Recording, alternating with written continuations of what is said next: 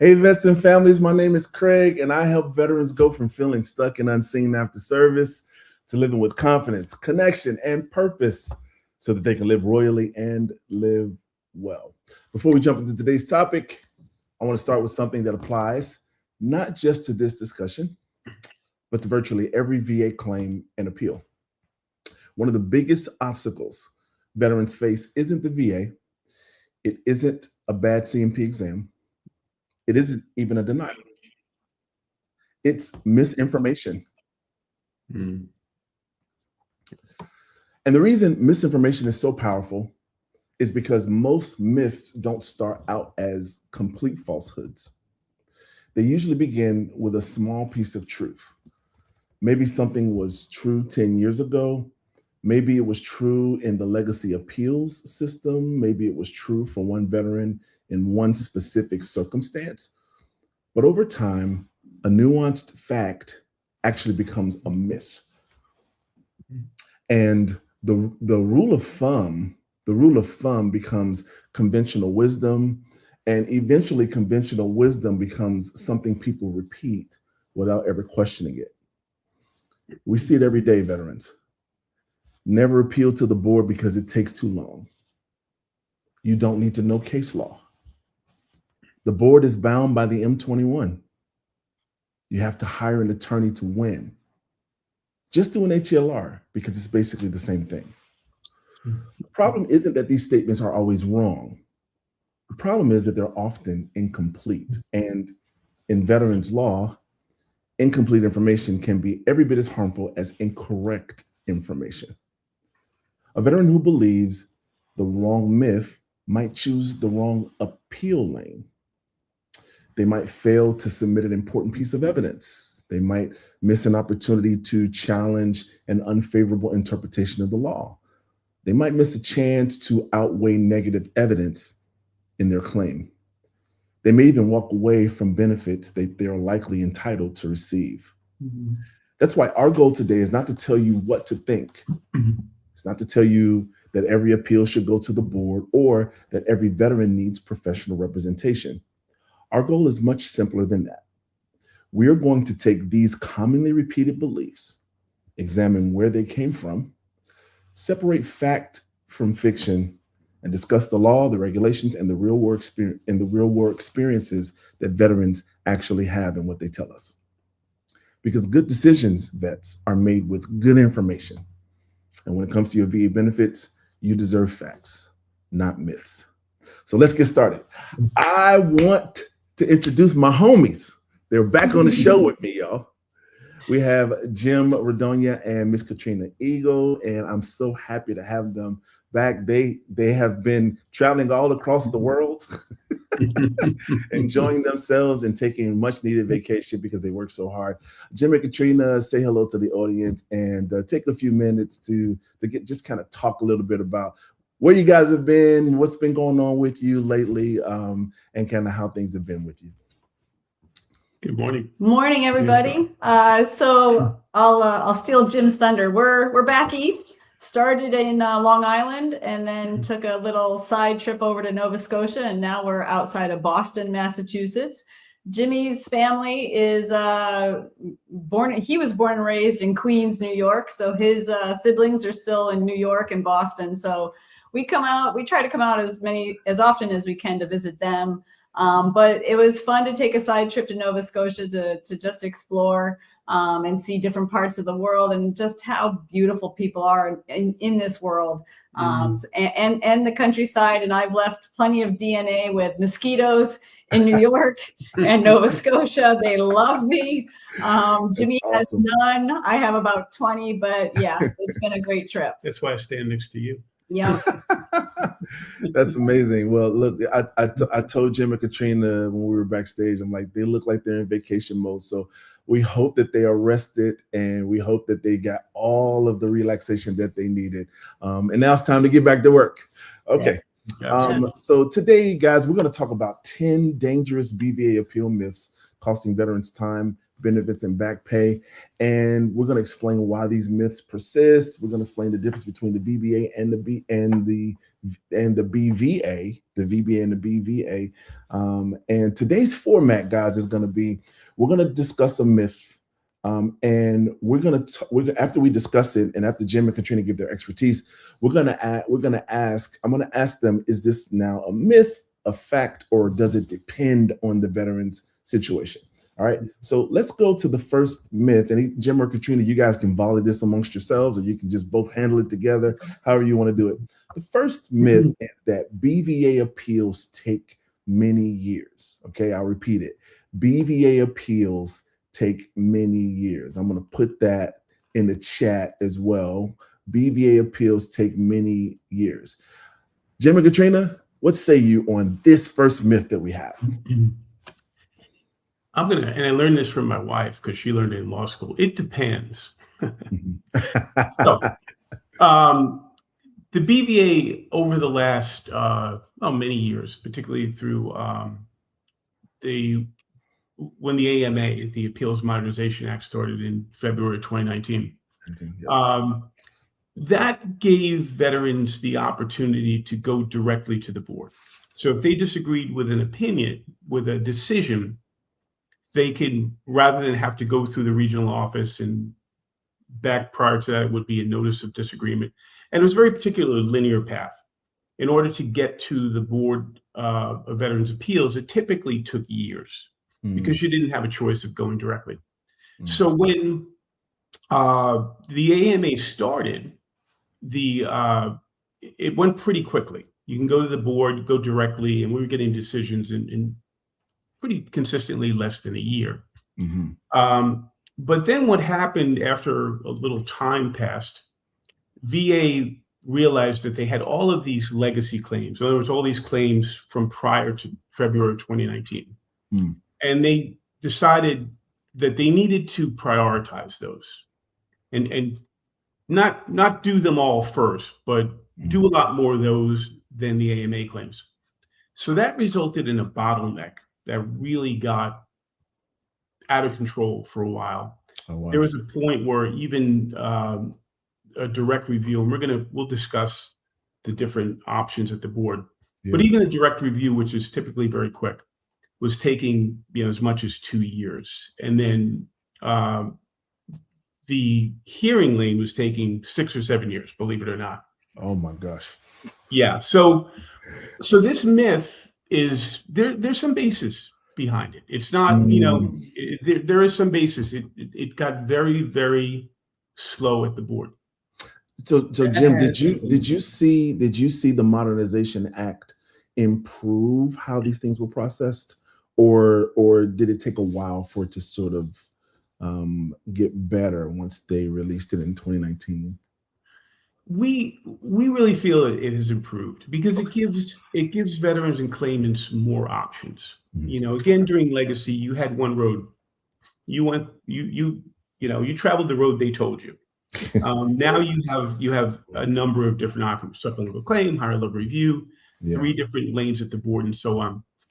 So we're big fans of it, but there's growing pains involved on both ends, on VA's end, on advocates' ends, veterans' ends, and so on. But now it's kind of broken, and see, I'm knocking wood on this beautiful wood table in my brother's dining room. We're actually getting board decisions on the direct docket. Believe it or not, as little as 3 months. Wow. And pretty consistently less than a year. Okay, so it's kind of broken. But now the reason I'm knocking wood is, this is VA and Veterans World, so everything is subject to change without notice. Yes. But right now, today, you can get a decision pretty quickly if you have all the evidence and you just go directly to the board. It's called the direct docket, and that means all the evidence in the file. You just want a judge to look at the current evidence. You're not adding anything else other than an argument. You can always write a legal argument, and they make a decision. The second lane, which is the evidence submission lane, which you have 90 days to submit evidence after you submit your appeal to the board, we're seeing that take, I think, closer to 2 years. 18 months. 18 months to 2 years. Okay. The hearing lane, we're seeing still 4 years, 5 years. Yeah. VA doesn't prioritize, it takes time. But as we'll talk about, throughout today, is that we found it's very rare that a veteran, it's beneficial to actually have a board hearing, believe it or not. So it's moving along rather nicely. Good. Our preference is the direct docket. And, even if you have some evidence, what you can do, and what we will sometimes do, and what we recommend to veterans, is submit that evidence in the supplemental claim lane. All right, because we know those move pretty quickly. So you'll submit your evidence at the supplemental claim, even though VA's probably going to get this wrong. Hopefully they won't, and everything's fine, and you don't even have to think about the board. Fingers But even crossed. if you think they're going to get it wrong, now it's in the record, and now you can go directly to the direct docket. Excellent. Which is which we call it the rocket docket. The rocket Because docket. it's months rather than years. I'm so glad you said that. And Katrina, I'll give you a chance to chime in if you'd like. But I'm so glad you said that, Jim, because let's say, so you mentioned it could take 2 years, right? Without a hearing, it could take with a hearing, it could take 2 years. I'm glad you said that, because I'm wondering if veterans realize it's much better to allow that process to take 2 years and probably be closer to a win than spend 2 years, 3 years, 4 years just continually submitting claims and not even knowing, if what you're submitting is moving the needle at all, right? So I think a lot of veterans might say, "Oh man, 2 years, that's a long time." Well, it's also a long time to just continually submit claims. We call that the hamster wheel. Yes. It's named for everything. Because you continuously you don't know what you don't know, right? Yeah. And you're right. That's a great point, Craig. Because before you know it, you're 2 and 3 years in, but you've also built the negative evidence in your record, because every time you get a denial or you get a bad C&P exam, there's more negative evidence that you have to overcome. Absolutely. Yeah. And I think, Craig, to your point, 2 points. One, to your just immediate point, when a veteran gets denied at the regional office and they just believe, well, I can get this fixed at the regional office level, and sometimes you can. There are, I will say it every time we get with you, I will say there are no absolutes in this world. Right. That's but correct. I find that veterans treat it almost like a dating process. Oh, you didn't like what I gave you? Maybe you'll like it. Maybe you'll like me now. What if I give you this? What if I do it this way? Well, how about now? And we teach VSOs all the time. Stand up your evidence. If it's good, if you can objectively look at it and know that it's good, then stop questioning it. Stop trying to please the adjudicator. Stand behind your evidence and figure out, stop living the definition of insanity, and get somebody who understands the laws to review it, right? Excellent. Sometimes your evidence isn't good enough. Okay, then do better. Fine. Yeah. But a lot of times it is good, and you've gotta love yourself and love your evidence and believe it and stand behind it. But to your prior point, the myth did start out as a fact back in the legacy system, way in the aughts, in the 20s, the late teens. You were waiting 5 to 7 years for a decision from the board, because, as Jim said, there was one board docket. They took it in docket order, and it didn't matter. Every case just kind of got in line behind one line, and you waited for a decision, and it would take 5 to 7. Those days, except for the hearing lane now in the AMA, those days of waiting 5 to 7 years are gone. They don't exist in the other two dockets, and they haven't existed since 2019. They vary. The times vary just depending on what's going on in court cases, coming back from the Veterans Court, politics, new laws, whatever. But there is the 5 to 7 year delay in getting a decision from the board is, for the most part, it's gone. It doesn't exist anymore. But it used to be fact. And that's Wonderful news, Katrina. Wonderful news. yes, Yeah, yes. Doesn't exist anymore. So, guys, we can say that myth number one: BVA appeals take many years. That is, in fact, a myth. Perhaps Today. it started today, Yeah. right? I was going to say perhaps it started that way, where Right. a Right. BVA appeal could take 5, 7, 10 years or what have you. But because of the 2019 Modernization Act that Jim mentioned, because of some of the aggressive pursuits of the VA, particularly the BVA, to minimize some of these time waits. Guys, listen, don't be afraid of the BVA process, because you won't have to spend 7 or 8 years of your life Right. getting that done. Okay. Myth number two. All right. Appeals are usually unnecessary because HLRs and supplemental claims can accomplish the same thing. I really want y'all to deal with this one. Okay. So I'm going to put it in here. All right. And it says, I'll read it one more time. It says, BVA appeals are usually unnecessary because HLRs and supplemental claims can accomplish the same thing. All right, Jim and Katrina, go for it. I'm going to say, in a perfect world, that would be true. Okay. But, I'll let So, you go first. of course, it depends. But and we encourage veterans, we encourage VSOs to try to get it resolved at the regional office level. Mhm. But when you find yourself filing, back and forth, ping ponging between a supplemental claim and an HLR, you really should stop and take a breath and think about it. And that is part of our current world, is this knee jerk. Everybody does everything so quickly. You can Yes. find everything on your phone. Yeah. So, and it happens to us all the time. And I'm a dinosaur. I do nothing quickly, especially when it comes to our veterans' rights and their compensation and their entitlements. Yes. You call me the day VA has denied your claim, our work, they've denied it even when we're representing you. You're not going to get me to respond to it that day. We're going to breathe. We're going to look at everything again. We're going to get back into the VA file. And these VSOs, unfortunately, the veteran comes in pounding their desk. I am livid. You have to fix this now. So they go, okay. And they type, and they're just trying to please the client without being very respectfully. Somebody's got to be the parent in the room and tell everybody, breathe. You hired us for a reason. We will take care of this.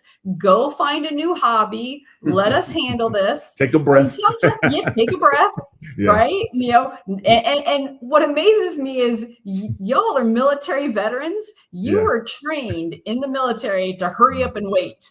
Absolutely. So, sometimes I'm like, can't we go back to the old days of hurry up and wait? And just let this settle. We look at everything. Jimmy and I, we discuss every case and we strategize some more.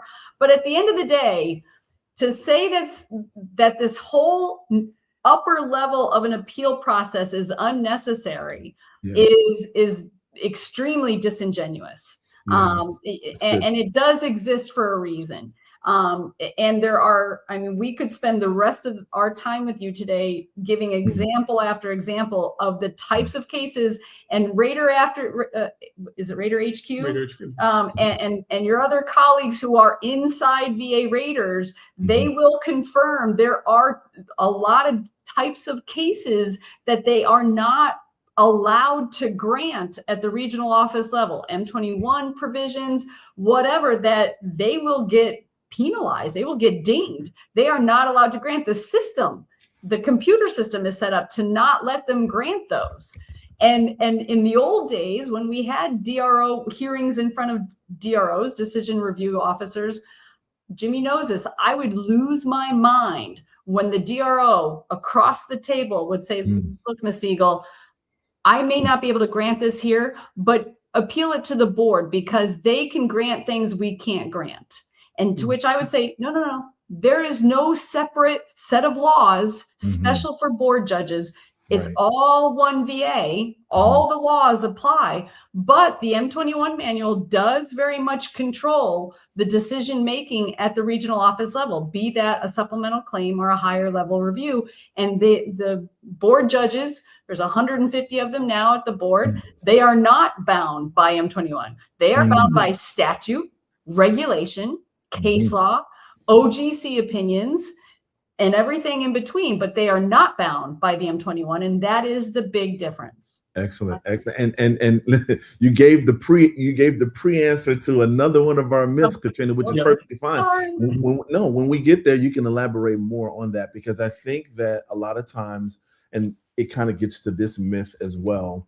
I think a lot of times when the veterans see the appeals process, they look at it as it's all in one jar, right? Like, it's all mixed up in one pot, right? Like I'm going to send it to the VA. They're going to say no. If they said no when I submitted a supplemental claim, or if they said no when I submitted an HLR, if they said no when I submitted a BVA, it's all the same people saying no, right? Like it's just everybody slapping my hand telling me I can't have it, right? What does it matter who it is? But I think you guys' distinctions and talking about the role of BVA judges is really helpful in this regard. So do BVA appeals, are they usually unnecessary because HLRs and supplemental claims can accomplish the same thing? The answer to that is no. That is a myth, ladies and gentlemen, a myth. All right. Yes. And we have done that for you. All right, here we go. Myth number 3, attorneys and agents appeal to BVA just to increase fees. Now I'm going to stay completely out of this one. I may jump in, Katrina, but listen, I'll let the attorney and the accredited agent deal with this one.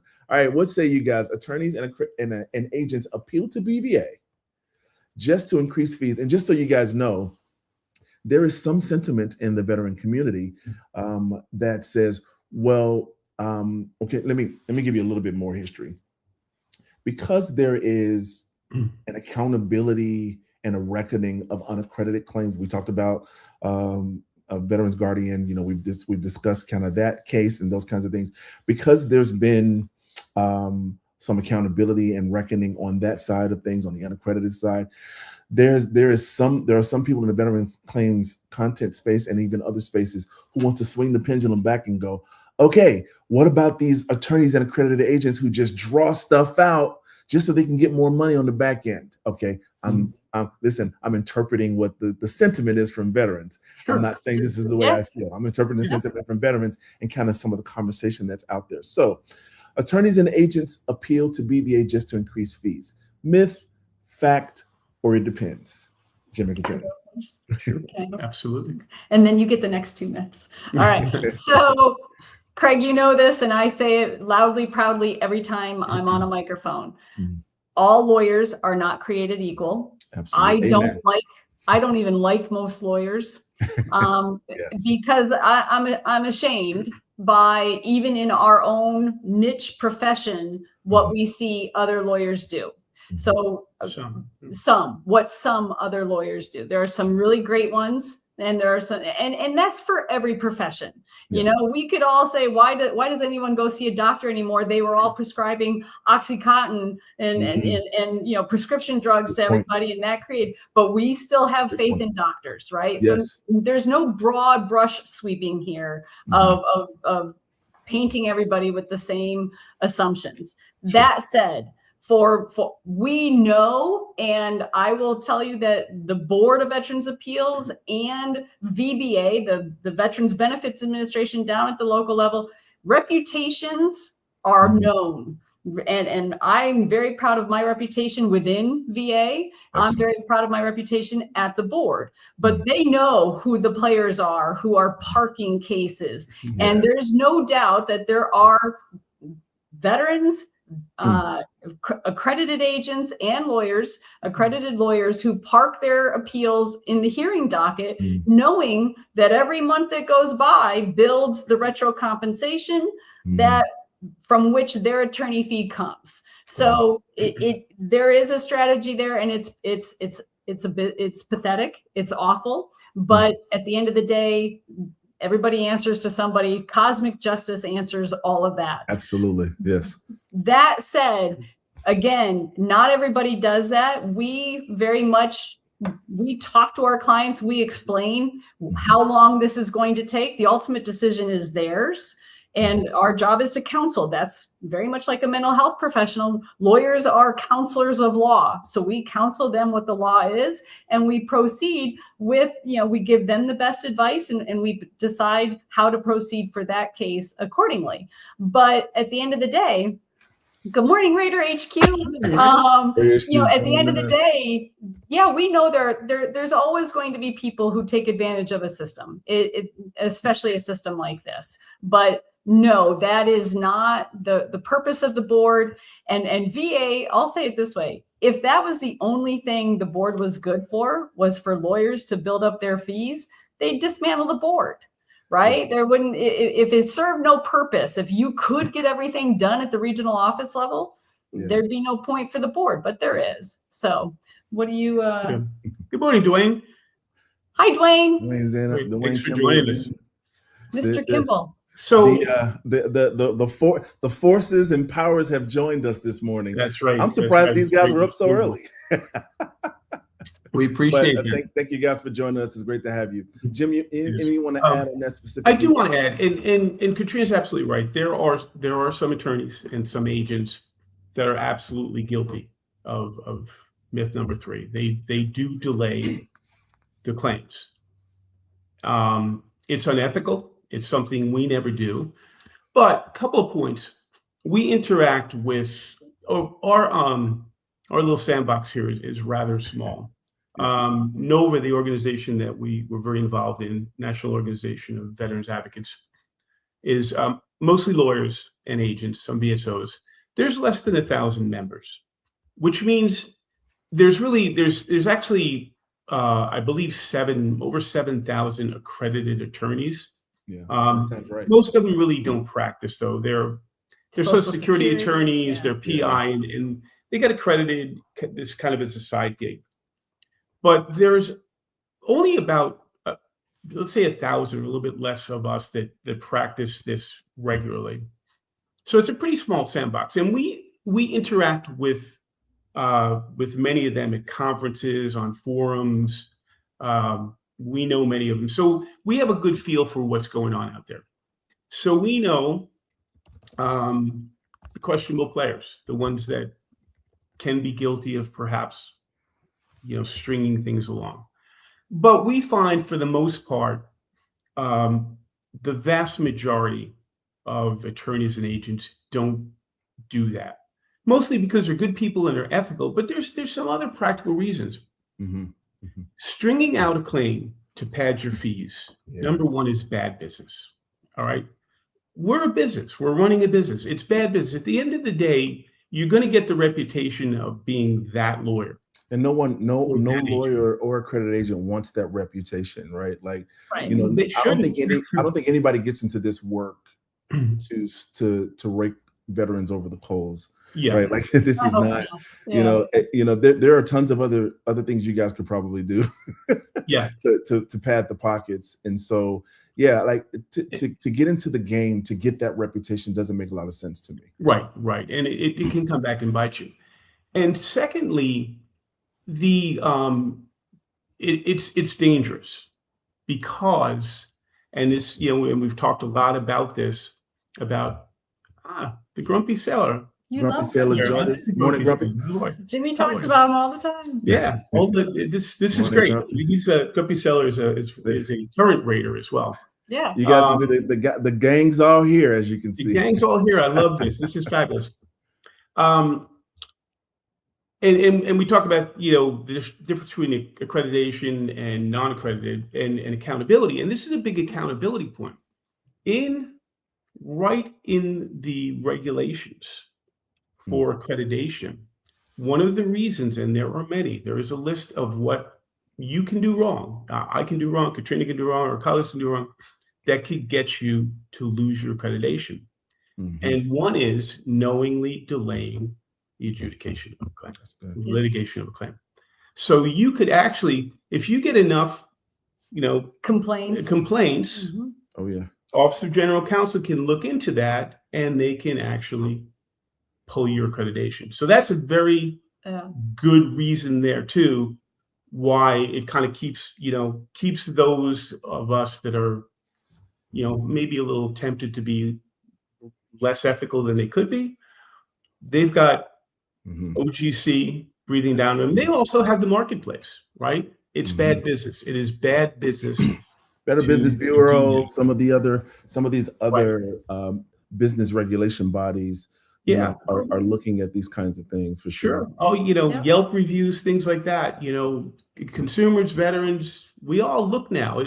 Information's at our fingertips. We're thinking about hiring an attorney or an agent or even VSO.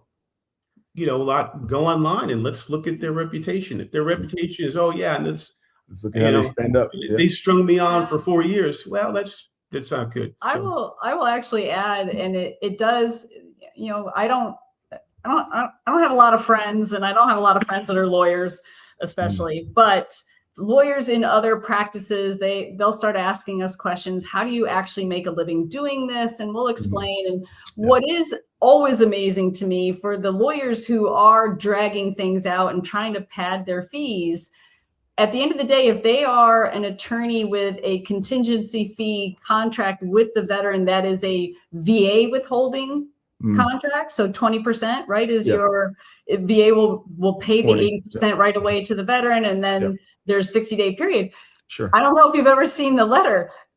As an attorney, it is amazing to me. The letter to the veteran, when they have been granted and retro compensation has been awarded, they will pay the 80% to the veteran, and then they will actually teach the veteran how to appeal or disagree with the amount of money being withheld for the lawyer, and give them the step-by-step. If you don't think your lawyer's entitled to these fees, here's what to do. Here's what you do, right? And they can report it to OGC, and they can drag it out even further. So again, to Jimmy's point, you might be able to pad your fees on a few cases and get away with it. But if it's your regular practice to do that, it's going to end up biting you in the butt, because veterans aren't going to stand for it one at a time. They're going to say they're getting that much money only because they parked it and they delayed the outcome. I could have had my money a lot sooner, but for the practice of my attorney. And again, that's, whether or not they would succeed in arguing it,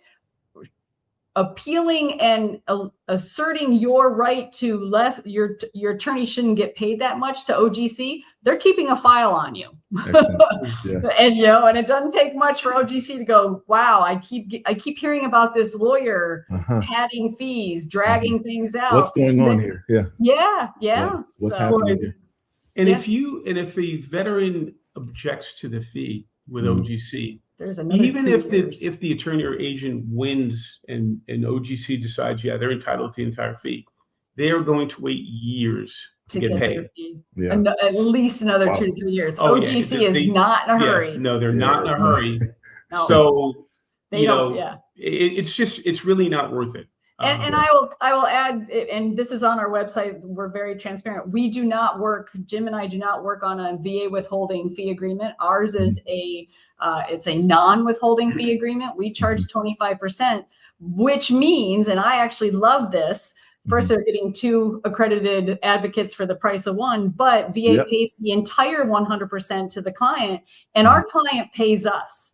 So it is in our best interest to keep our client happy, because they're paying us ultimately, or not, if they don't think we should get paid, right? So we're leaving it up to the veteran, to our client, to pay us. But so far, we've put 4 kids through college, and the dogs get bones every month. So we're doing okay. Good job, right? Good job, veterans. Good job, veterans, doing what you're supposed to do for Jim and Katrina.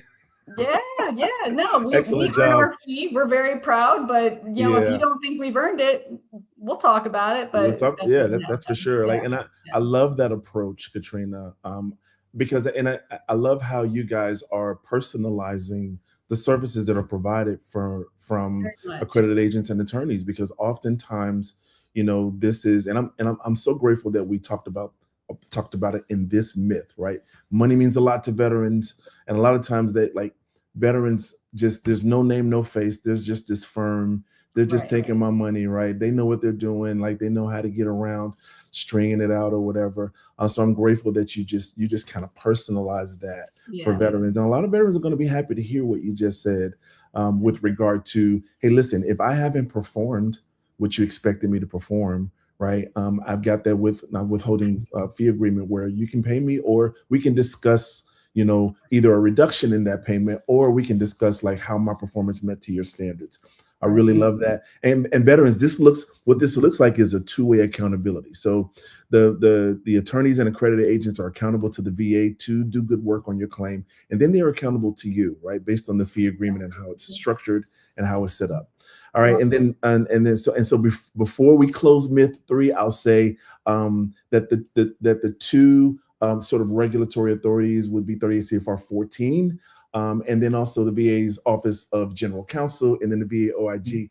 If you guys want more information about like what attorneys and accredited agents are supposed to be doing and what they're supposed to be doing for you, check out those. I'll leave them also in the video link description, because what we do over here is we're an open book over here, you guys. Like we got nothing to hide. Open book over here.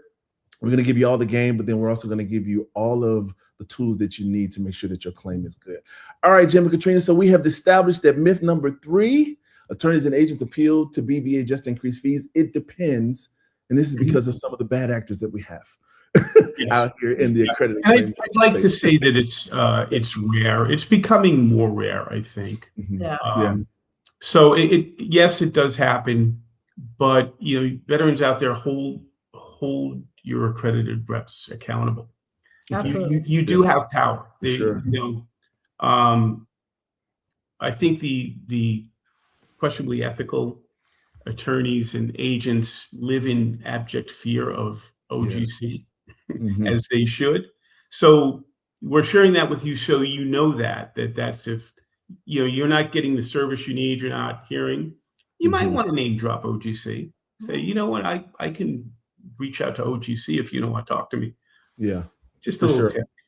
Yeah. All right, Jim and Katrina, we're going to do a station identification break, and we're going to get to, there's some questions in here for you guys, and then there's also some comments that some folks have made. So guys, you're with Royal Rock Wellness. Remember, this channel is for educational purposes. I do not claim to be a VA claims attorney agent. I got 2 of them on here with me, but please understand and know that what they're saying is in an educational capacity, unless and of course and until you decide to go with Katrina Eagle and Jim Radogna to do your VA claim. I will drop their link in the description of this video as well. If you like what you see and you love what you're hearing, you can definitely reach out to them. And they'll bless you real good, as we say in the old school church. They'll bless you real good. All right. Let's get to some of these comments. Okay, so here's Dwayne says, on myth number 3, as a former rater, I've seen this when reviewing claims in VBMS. We have to keep in mind there are some out there doing great work. We can't lump in all lawyers in the same boat, and that's great. Then he says, just like raters, you have some following the 38 CFR and others do not. And then that's just Dwayne popping back saying, good morning, Jim. Ooh, and white. Wow. It's only because Dwayne and I haven't met yet. So yes. Hi, Dwayne. I'm Katrina. Nice to meet you. My better half. By a lot. Wonderful. Now, Dwayne has a question for the Grumpy Sailor. He says, Grumpy Sailor, good morning. What is the current production points for raters now bi-weekly? Grumpy, I'll let you answer that one in the chat. Okay, so then there's another one here. Let's get down to the question. Okay, so here's Raider HQ made a comment. He says, I think we're going to switch to a non-direct pay fee schedule in the near future. He's talking about born accredited claims for our wait list. Currently, about 70% of our claims are pro bono, if I'm being honest. Jim and Katrina, do you guys want to talk about any of the pro bono nature of the work that you do, or address anything on Raider's comment here? So non-direct pay fee schedule means, I don't know what non-direct, what is that? Oh, in other words, but like we do. Yeah, okay. So non-withholding. Yeah. Yeah, non-withholding. I'm a big fan.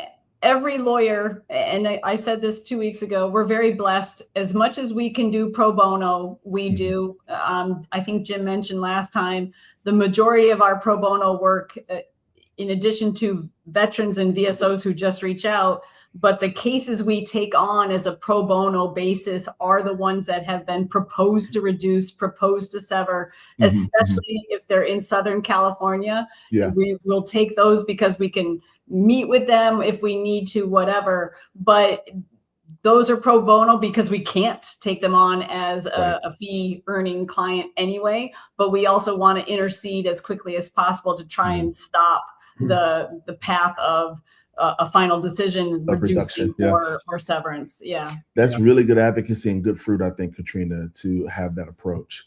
Okay, so Dwayne has a question for you, Katrina. He says, can you explain to vets what document you submit to the VA informing them, the VA, that you are foregoing the 20% agreement? Sure. And this is all on VA's, Craig, I don't know if you want to put it up, but there's a VA OGC website with how to do all of this VA accreditation and the facts and the FAQs. But when you are doing a non-withholding fee agreement, that fee agreement is not sent to VBA. It is only sent to OGC. It's not in the VA file because it doesn't, there's nothing for VA to enforce. It's between you and the veteran. So I am required by law to share a copy of every fee agreement we have between each of our clients with, and I'll send it, I'm allowed to send it by fax, and I have a fax confirmation for every fee agreement, and they keep them all on file. Years ago, for what it's worth, and it freaked me out at first, this is before Jim and I started working together, I had someone from OGC reach out and they're like, hey, I reviewed your fee agreement. You need to make a few changes or tweaks to it. And so they read them all. They check them before, even if they're doing a one over, they're checking them. So what I notify VBA is the 2122A with the veteran and my cover letter telling them we are now representing veteran Joe Schmo. As noted, this is a non-attorney or non-withholding fee agreement. The veteran will pay our office directly out of any retro compensation awarded to him or her. But they get the 2122A and a cover letter from our office, and OGC gets the cover letter and the fee agreement. So it's two different filings on the same day. Nice. Yeah. And what VA does when an award is granted as part of their process is they look in, because we're listed as POA, power of attorney, regardless of what kind of fee agreement.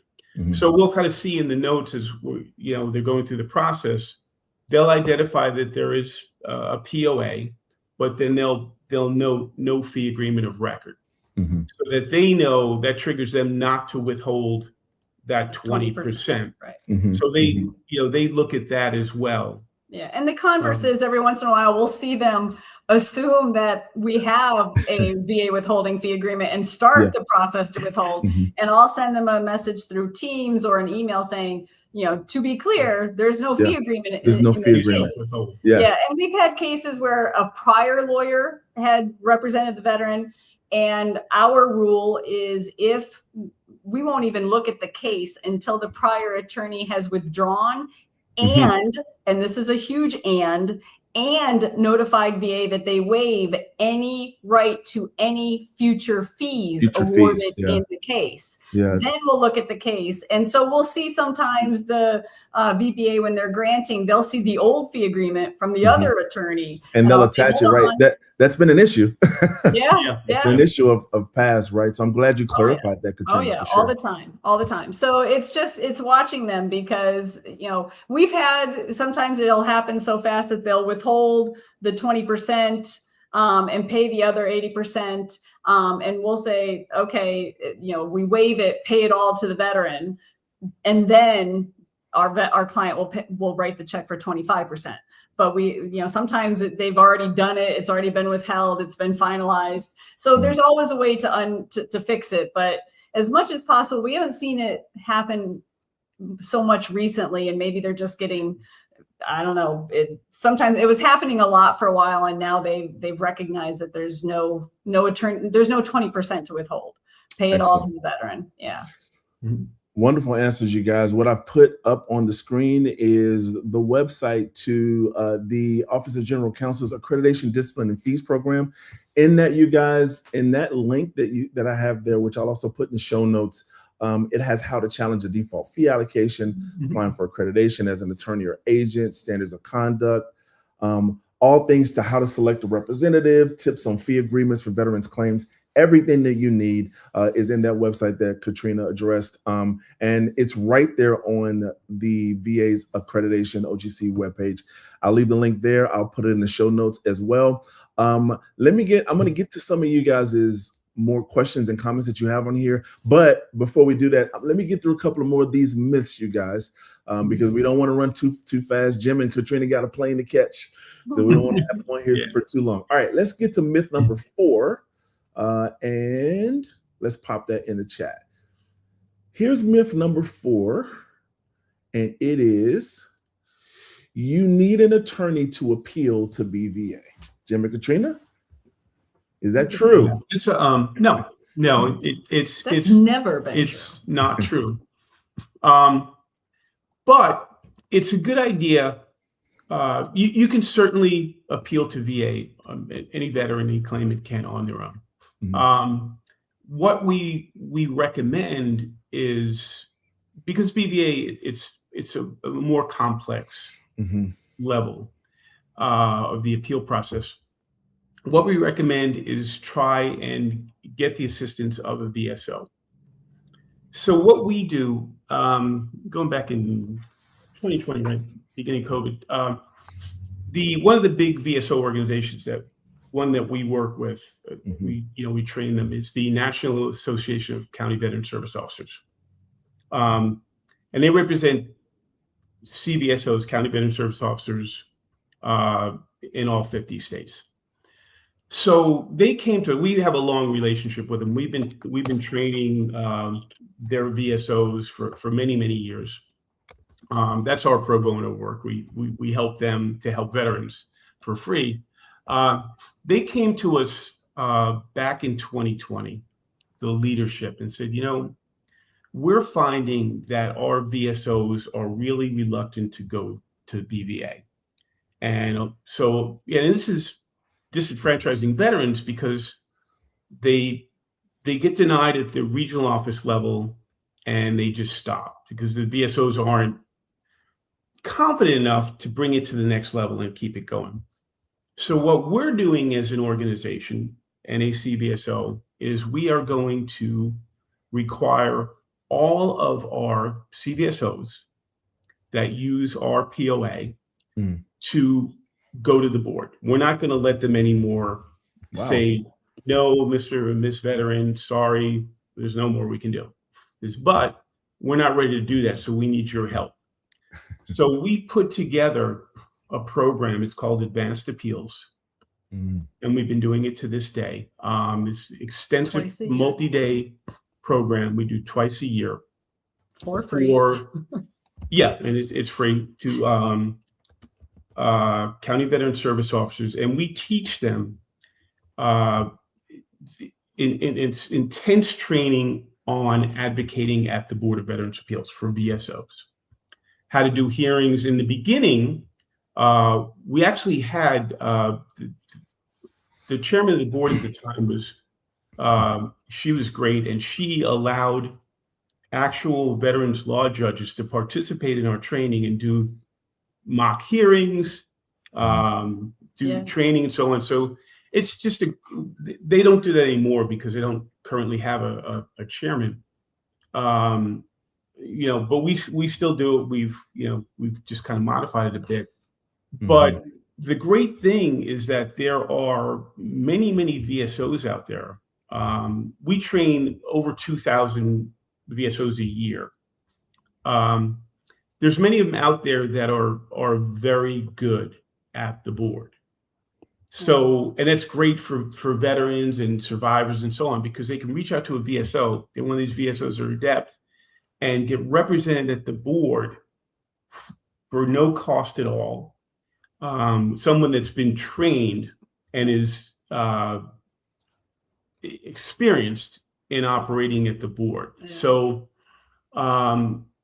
that we would recommend that would be the first thing. Again, your veterans can do it on their own, but as we're going to get into as we go through more of these myths, it's there's a lot of nuances to the board where, knowledge of case law, extreme knowledge of regulation, statutes, things like that becomes very, very important because you're dealing with attorneys. Yeah. Every adjudicator at the board is an attorney. So, and it's, you're at a point now that you've been denied probably several times and the case is more complex. Mm-hmm. So you need that higher level of legal knowledge. So having access to good VSOs that can do this at no cost, we would say would be the first step to take. And if that doesn't work out, of course, then, that's where we would step in as accredited attorneys and agents. And I'll add in some of the context, and you, Craig, tell me if it's not important because you won't hurt my feelings. But this all so much changed when VA two massive things changed how VA operates. One, they digitized every VA file and went to a national work queue, and two, the AMA. And so in the old days, you had all these VSO offices in rural parts of every state or just not in the same city as the VA regional office was located. And so for a lot of these VSOs, all they were doing was filing claims. They weren't involved with there was a DRO process or an appeal for a hearing would only be handled at the regional office because a lot of the VSOs had offices on the first floor of every VA regional office throughout the country. Now, because everything is digitized and national work queue, these VSOs, it was a big impact when they couldn't talk to the DRO in the same regional office about their case during lunch in the cafeteria. Those days are gone. The national work queue kind of, I think, leveled the playing field and it moved cases around so that different regional offices, but the leadership of NAC VSO came to us and said, we want our people to be able to handle a case from A to Z, from soup to nuts, not just filing a claim. They're not pencil pushers. These are people who need to understand every step of the process. And we said, we're all in. Absolutely. Skilled representatives who actually are worth their salt when it comes to processing claims. Yes. Yeah. Wow. So I also wanted to add for those veterans that want to appeal at the board on their own, keep in mind that at the board and also at the court, there are rules where if the veteran is pro se, so pro se veteran means that they are not represented. Self-represented. Self-represented. If it's a pro se veteran, so you want to do this yourself, or a survivor, whatever the case may be, they have to liberally construe everything you do. In other words, there's two different standards. When we're operating at the board, we're held, and Katrina more than me because she's an attorney, but me as well. It's a very high bar. They have very high expectations from the quality of our legal arguments and so on, because quite honestly, we're getting paid for this. So their expectation is, hey, you're professionals, you're accredited, you're getting paid for this. You better bring your game, right? Bring your A game. Your A game every time. But now for a pro se, and I'm representing veteran, they are much more liberal. If the argument is not very good or not very sophisticated, they're going to read that much more liberally. Yes. And they might even reach out to the veteran and say, hey, can you clarify this? So they really, go out of their way to help an unrepresented veteran, understanding that they're not legally trained. Right. If they do a hearing, the board judge doing the hearing for a pro se veteran will kind of hold their hand through the system. They'll tell them, hey, in order to help you claim, I suggest you do this, and so on. So if you, as a veteran or a survivor, feel confident in working at the BVA by yourself, know that the system is on your side. Yeah. So you don't need to have an attorney. Excellent. Absolutely not. Right. Excellent. All right. Let me get to some of these questions before we move on to our other myths. Let's see. I think Dwayne, Grumpy, he answered. He answers. He says it's more tied to the pay period output. He's talking about the Q. He's talking about the points, like a full day, 10-hour compressed day, 8 A's, FS 1100. Excellent, right? So I guess that's that Raider talk, government employee talk that they're doing. I don't understand it. All right, so at Radio HQ, I appreciate that for the veteran community, but you and the rest of the folks you work with have families. You deserve to be properly compensated. Katrina, so Mr. Ray is responding to Raider HQ saying that they were moving to a different fee agreement for some other reasons in born accredited claims. And so Mr. Ray's just responding to that particular one. And so Raider says it will work itself out in the wash, as they say. It always does. Mr. Ray says any veteran that has a problem with that, well, no need to say the rest. All right. And then he has a question. Is there a way to stop the folks that are knowingly parking claims at the VA? I think that's in reference to what you guys were saying earlier about, hey, there are some bad actors out there who park claims to rack up the back pay. If you guys want to address that really quickly, and actually Mr. Ray means the BVA. Yes. I would encourage them to complain to OGC. You know, I think that's probably the only way to stop them. If they get enough complaints, OGC will respond, and it's not going to be a good day for them when you don't want to get that phone call or that email from OGC. Yeah.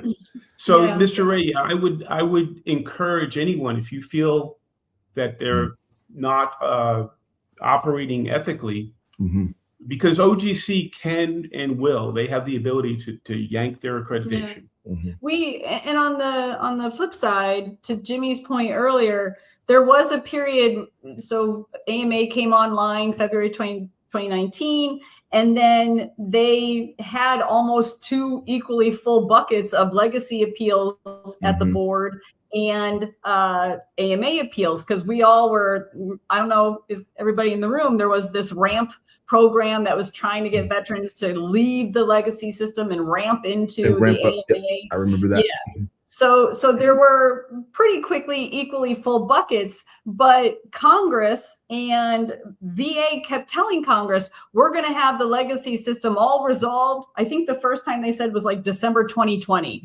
right? Because the AMA, the ramp period started in 2018, and then they went to the AMA in February 2019, and they first predicted that they would be able to clear all the legacy cases by the end of 2020. They still have, I think, 2,000 left, but 7 years later. Yeah, but my point is, there was a period in time where there was almost you could almost hear the screeching of the wheels at the board for deciding any AMA cases, because they were like, we got to get these legacy cases out of here. And so they put a lot of their board judges focused on old legacy cases. So and this came as a result of being at a NOVA conference, a lot of the VA accredited attorneys sent memorandums of understanding to our clients we had appealed cases to the board, and then they were languishing. And so we laid out a very clear memorandum of understanding in writing so that they couldn't come back and blame us later, because in the beginning, the board was making decisions real fast and we were loving it. And if we didn't get duped, they're allowed to do what they're allowed to do. But all of a sudden, we're the one hearing all of the talk in social media and everything else and going, hold on, no. We properly, ethically, strategically put your appeal at the board, but now things have changed. It's very similar when government shutdowns, things are going to slow down. That's not our fault, right? But you know, you love your lawyer till you hate your lawyer. So I'm like, hold on, let's make sure we all understand what's going on here. And we didn't have anything to do with it. So there are ways that, sometimes things are out of your control. But I will say, Craig, by and large, the best thing any VA accredited advocate can do, attorney, agent, however you're working with a veteran, is communication. If you Excellent. talk to your Yes. veteran, if you Agree. make yourself available, Yes. 9 times out of 10, 9.9 times out of 10, that is going to resolve any anxieties your client is having about what's going on with my case. I agree with that, Katrina. Very well said. Because if all of the veterans that I have worked with or talked to, their biggest gripe is, I haven't heard anything. I haven't heard anything. What's the status? What's going on? And it's no not one's returning my call. Yeah, it's not even that they want a positive result. They just want to know what's going on, right? And to many veterans, it's just to other folks who are accredited claims agents or what have you, or anywhere in the process. To many veterans, not responding to them shows a sign of disrespect to their cares and concerns, right? And so, whenever listen, and I understand that on that side, sometimes there's only so much information you can give. You don't want to give a veteran a false hope by saying, "Oh yeah, it's at stage 9. Yeah, it's moving through, right?" Like, you don't want to do that, right? And then next thing you know, the VA puts it back to stage 3, and now you have to come back and backtrack what you said earlier. But constant communication, like you say, Katrina, and like you're stating, Jim, constant communication means everything to the veteran. So I hope that answers your question, Mr. Ray. Raider had put up here, they've been doing quite a few EP400 VA withholding reviews. EP400 is in product 400 for those of you who don't understand. So that it's an internal tracking code that's used by the VA. It's for different types of administrative correspondence. And in this particular type of correspondence, these are withholding reviews, which has been delaying the veteran's claim. And Raider says nothing comes of it other than unnecessary delays. And I think he's right when it comes to unnecessary delays for the veteran. Here's a question from Wolfpack C17. He says, I'm an aspiring accreditation agent. Application is submitted, waiting for exam invite. How can I build claims experience before sitting for exam? And before you guys answer that, Raider says you do not need claim experience to take the examination, if I'm being honest. And then I'll go back to Wolfpack's question for you guys to answer that.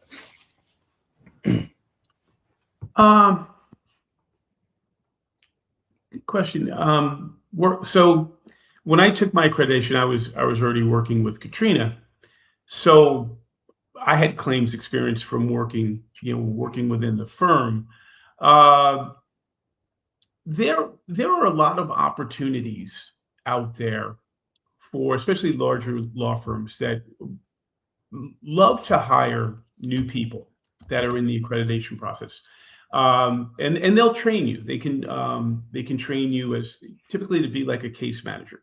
So they're going to teach you the process. They're going to teach you how to go through a claims file, things like that. So that's an opportunity there. Also, well, actually, this is an issue.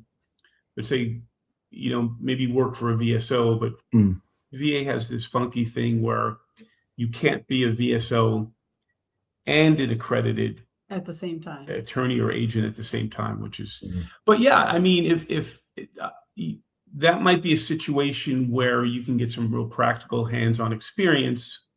And then also at that point, once you become accredited, you may want to continue with the firm, because many law firms, large law firms have dozens of accredited agents.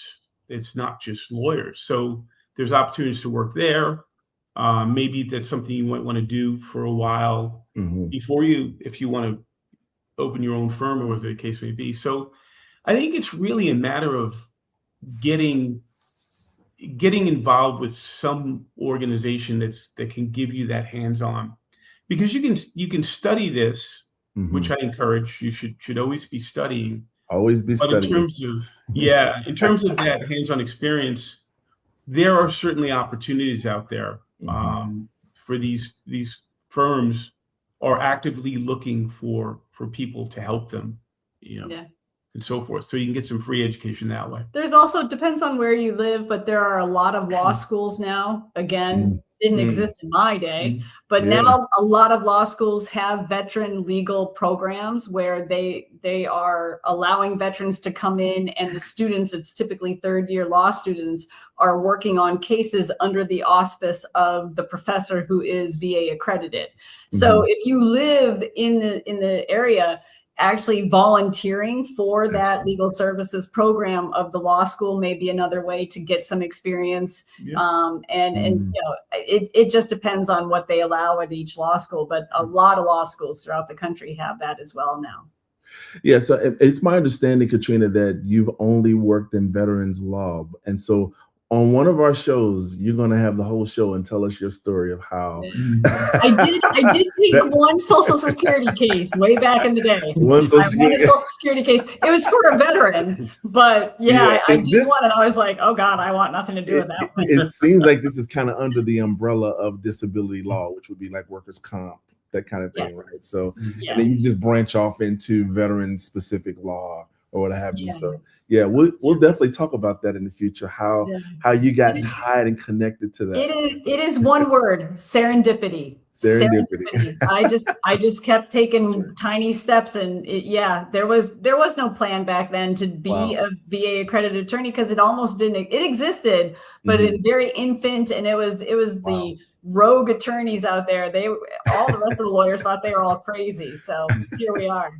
Excellent. All right, we're going to get to some more of our myths, and the next myth, number 5, that we have is BVA judges are bound by the M21 manual. And I know you dealt with this a little bit, Katrina, but I want both you and Jim to elaborate on and hammer this point home. Are BVA judges bound by the M21-1 manual? That is the adjudication, the adjudication procedures manual for VA. Yeah, this is a great question, because they absolutely are not. In fact, they will typically ignore the M21 manual. The only time a BVA judge needs to address the M21 manual is if it was brought up in a case. So if in an argument, the claimant brought up the M21 or mentioned the M21, the board will address it. Because they're required to, and we're going to get into this more and why the board is very, very powerful. Because of their legal requirement to address everything. So they will address it. They're not bound by it. It has no legal value.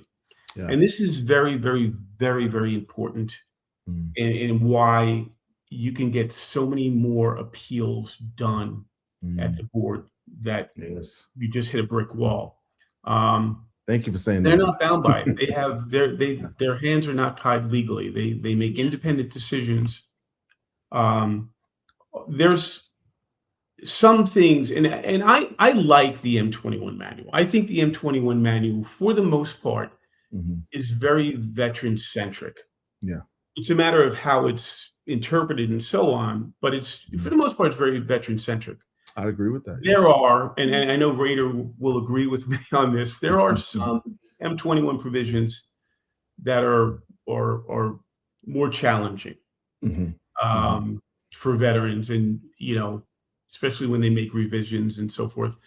But at the board, the judge can completely ignore it. So if it's an absolute hard stop, there's no way we can grant this based on the M21 provision. The board judge is like, I don't care. I'm not bound by it. Granted. I'm looking at the total of the evidence. It doesn't limit my jurisdiction. Right. Because the strongest tool that the board judge has is the benefit of the doubt. And they will wield that tool. They will wield that tool. There's struggles at the regional office level sometimes with implementing that, even though it's the law. Board judges, if they can find a way to get that in approximate balance, they don't care what the M21 says. As long as all they care about is it's within the law. If it's within the regulations, the statutes, the case law, they're going to oftentimes give you the benefit of the doubt and make a decision that, quite honestly, a Rader or a Joe would not be able to do without getting an error. Well, as we often say, you're preaching right now, Jim. Yeah, and it's really important, and that's one of the strongest things about the board is that they are not constrained by the M21 manual, because understand the M21 is not law; it's guidance. It's guidance. Regulations are law. Statutes are law. Case law is law. OGC precedential opinions are law. Those are the law of the land. The laws. The M21 is just its guidance on how to adjudicate. I'm gonna clip that and put it. I'm gonna put it on every video that I do on the show. M21 is not the law. Yeah. Yes, So sir. yeah, so that's they're not bound by it, and that gives the board judges a lot more ability to look outside the box and grant claims. Yeah, Very and good. it's funny. Katrina?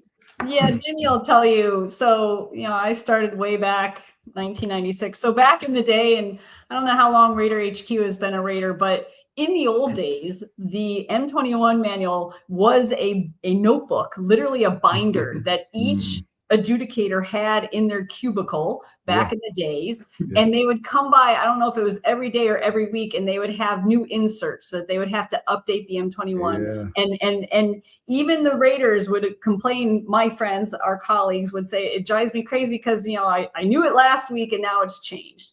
So as an attorney, we used to, and this is again before the M21 was available online. Now we can all read what the rules are and the steps of how a decision is made, and it's great.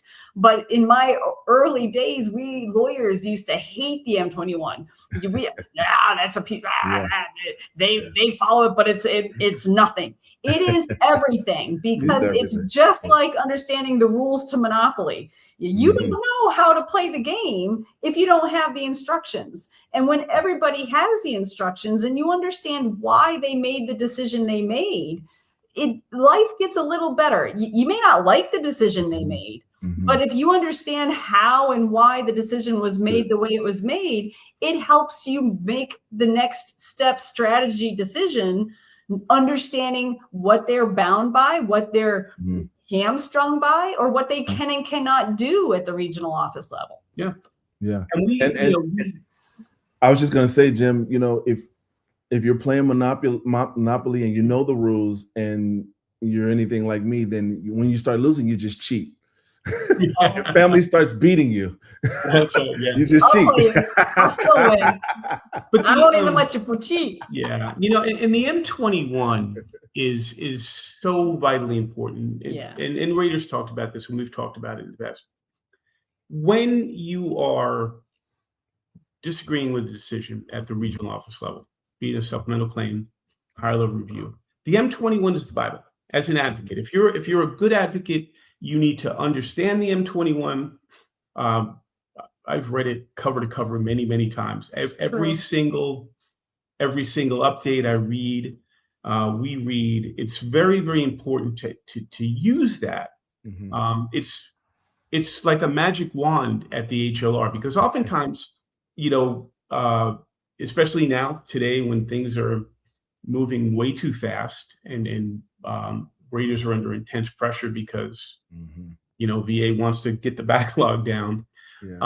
Mistakes are made. Honest mistakes are made. So as a good advocate, what you want to do is you want to tie that to something in the M21. Say, okay, based upon the M21, you were supposed to do it this way, and you didn't do it this way, right? Now you put that before a DRO, and the DRO is going to be, you're right, absolutely.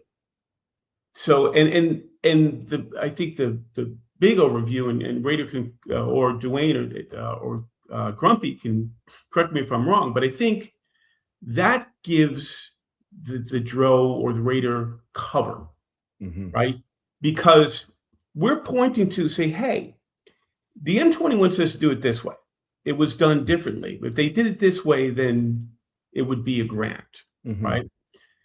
If now the DRO goes ahead and grants based on that, then if QRT comes to them and says, hey, what'd you do that for? I say, well, they're right. It's right here in the M21. So they're covered against an error. This is our interpretation. I think that makes sense, because we are very successful at higher level reviews, and 95% of the time we'll point to the M21. The only time we won't point to the M21 is if there's nothing relevant, but there typically is. And we're very successful at getting grants, based upon the M21. So it's really, really important to understand. Jim, if I could add, that's really good. If I could add just one element to that strategy, if I may, when you read the M21-1, I think what you'll see is a couple of other things. Sometimes, depending on what section of the M21-1 you're reading, you'll see a tie or link over to 38 CFR, right? Particularly when we start talking about rating specific body parts, right? Rating specific conditions, you'll see that tag over to 38 CFR. And what I often tell veterans, you guys let me know if you agree with this. What I often tell veterans is, if you're reading something M21-1 of how a rater would look at your specific case, look at how the M21 tags it over to the 38 CFR, right? And then go to that reference, right? And then use your evidence to build that case from both of these documents. Because as you stated, Jim, 38 CFR is more statutory regulation, right? And then the other thing they're going to see the other thing you're going to see in M21-1, which is, I don't know why more people don't talk about this, you are also going to see case law referenced in the M21-1 in those sections. In almost every section, you're going to see case law reference. So veterans, take the case law, take the 38 CFR reference, match it over to your specific claim or whatever body part or whatever that you're submitting before the VA, whatever condition you're submitting, right? And use that. It's almost like a cheat sheet within the regulatory guideline that you can use, right? And put it in your own words, whether you're doing a 21-4 38 statement, whether you're doing a 526EZ, whether you're doing an HLR, whether you're doing supplemental claim or 995, take that and use that in your claim and say, listen, based on the information that I have, now you're not going to be as experienced as Katrina or Jim, or Carrie over at Hill and Pond. You're not going to be as experienced as they are in sort of interpreting these things, but you can give a really good baseline if you just take what's before you, take your own experience, take your time, and build your evidence, build your case in that way. I want to know what you guys' thoughts are on that, and I'll get to some of the comments afterward as well. Go ahead. Katrina, Jim. I think everything you just said is spot on. I would add only, when you're reading the case law and putting it all together for VA, don't teach them the law. No, I agree. Don't teach them the law. Don't tell them what the law. We had a hearing just really quick a couple of weeks ago, and we had a witness, and I was trying to get him to explain how he knew how to do a dead reckoning plotting map. Okay. Yeah. And he starts out with going, in 2019, the Federal Circuit ruled in Procopio. And I'm like, oh my gosh. You don't have to teach the judge case law, right? It's going to be a bad day for you if you start doing that. It was I was like, shut up. But, you don't teach adjudicators the law. You explain to the adjudicator how that case law, how that court decision is relevant to your case. And by that, I mean, it should take 2 sentences to bring the adjudicator up to speed with which case you're talking about. There are only maybe less than 50 highly relevant precedential decisions that dictate decisions in the VA world. There really aren't that many. I know there's, what are we up to? Whatever, 36 vet app, whatever we're up to. There's a lot of cases, court decisions, but the ones that matter are probably 50 or less. And so you don't have to teach them the law, but you have to explain why that case is similar to your case. And because of the way that case was decided, so too should yours. So that's the only thing I would add. Very good. Let me get back to some of these comments. Let's see. Let's get back to, so Raider had to actually leave the chat. Thank you for joining us, Raider. He's got some other stuff to do, and I think he goes live every Saturday night as well. So thank you for joining, Raider. Oh, let's see here. Dwayne says, let's go with Bluebird first. Says, my former now fired VSO needs to hear this. She discouraged people from going to the BVA or was not knowledgeable in that process and don't want to take up too much time from their work. Wow. It's too bad. This is crazy. A damn shame. It really is. Yeah. It's nuts. And it's a comfort zone type thing. If they don't have the training for it, they don't feel comfortable. But in a situation like that, if you're a VSO and you don't have the comfort level, you don't have the time, you don't have the training, then don't say that's the end of the story. Find some help. Let the veteran know, be honest. Say, you know what? I'm not comfortable at this level, you know, I think that perhaps the BVA can help you. But I can't. I can't, you know, maybe there's somebody in the office, or maybe you want to seek some advice, and this is something when we train VSOs, we're like, don't ever quit. Don't ever quit. There's no, don't give up. You know, we'll never quit if something comes to a point where it's beyond our knowledge. Right. We will reach out to our colleagues, other lawyers, and say, hey, I'm stuck here. What do you think? We don't ever quit because you feel like, okay, I've done everything I can do. It's not about it's about, for a veteran, it's about the veteran, the whole veteran sphere. So very good. Okay, hope that answers your, well, actually it was just more of a statement, Bluebird. Thank you for commenting. Dwayne says, Jim and Katrina, we'll have to have you on the channel sometime. Now listen, let me let me say this. Jim and Katrina, well, Jim, you know, we're going to have you guys on our next Veterans Unity Summit, right, which will be around Veterans Day. And what Hervet's voice and Dwayne and I have been talking about is, instead of just doing one day where we just like power through 8 hours on a live stream, we're going to break it up. We're going to have like a sort of a Veterans Unity Summit week. So the week of Veterans Day, we'll go live Monday, Tuesday, Wednesday, Thursday, Friday, and probably Saturday, right? A couple hours a night. On Veterans Day, we'll do a little bit more time, maybe 3 hours. And then we'll wrap it all up maybe that Friday or Saturday, right? Depending on how everybody's scheduled. This gives everybody an opportunity to kind of choose what day you want to come, and, you know, when you want to go live, that kind of thing, right? I mean, you guys can come every night because, you know, we. Well, I think I mentioned that before when we talked about this.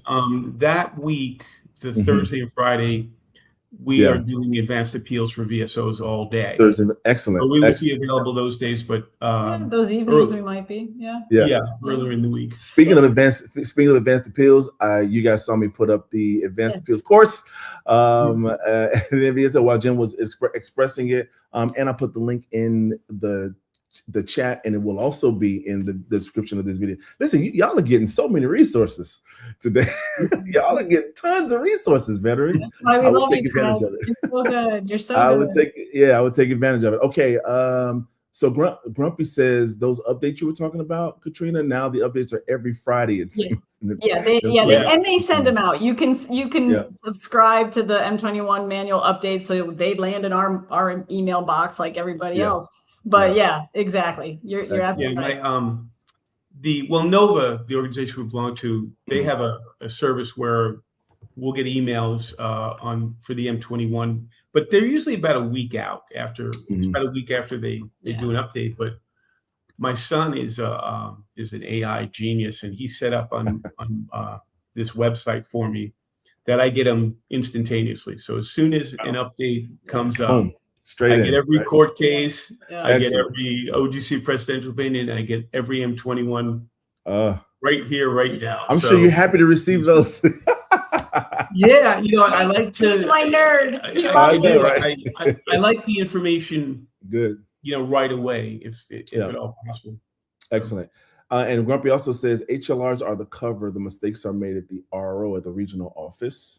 And then he says, if you look in the narrative of the rating decision, CFR 30 CFR is always referenced. He's right about that. However, I will say, Grumpy, there are some raters, when they write their narrative, it's not as much of a detailed narrative. Right. So it really depends on the rater in that instance, I believe. What say you guys?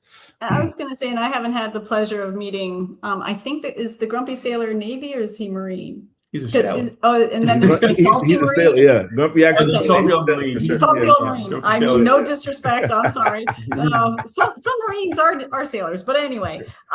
So in the old days of the statement of the case, remember in the legacy system, the veteran would file a notice of disagreement, and then you would get the DRO decision, and the statement of the case used to drive me crazy because bazillions of forests were killed by regurgitating, almost literally throwing up every law that existed that might have anything to do with the case into the statement of the case, right? And so to the Grumpy Sailor's point, you can reference all the CFRs.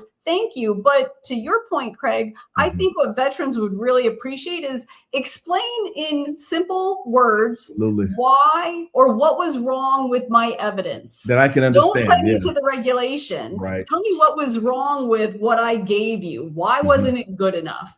Yeah.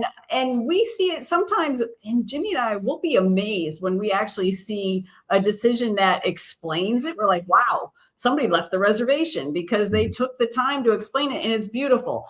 And I wish that would happen more often. I don't know if it would change the volume of claims and supplemental claims and higher level reviews, but it's what the veteran deserves to understand. It's his or her case. They deserve to understand, I gave you this. What was wrong with that? Why wasn't it enough?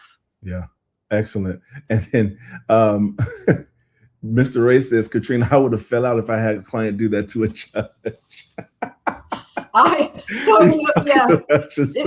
love at the board hearings, and we do some hearings, but they're all virtual platform. In the old days, my client would be sitting right here, and I'd get my hand under the table, and I'd be screaming, you better not say anything. Shut up now, or I'd tap the table. They knew, and I, because you can say too much, just answer the question, all that. But when he started with the Procopio history, I was like, oh god, oh my gosh. Man. What a way to open the law judge go, oh no.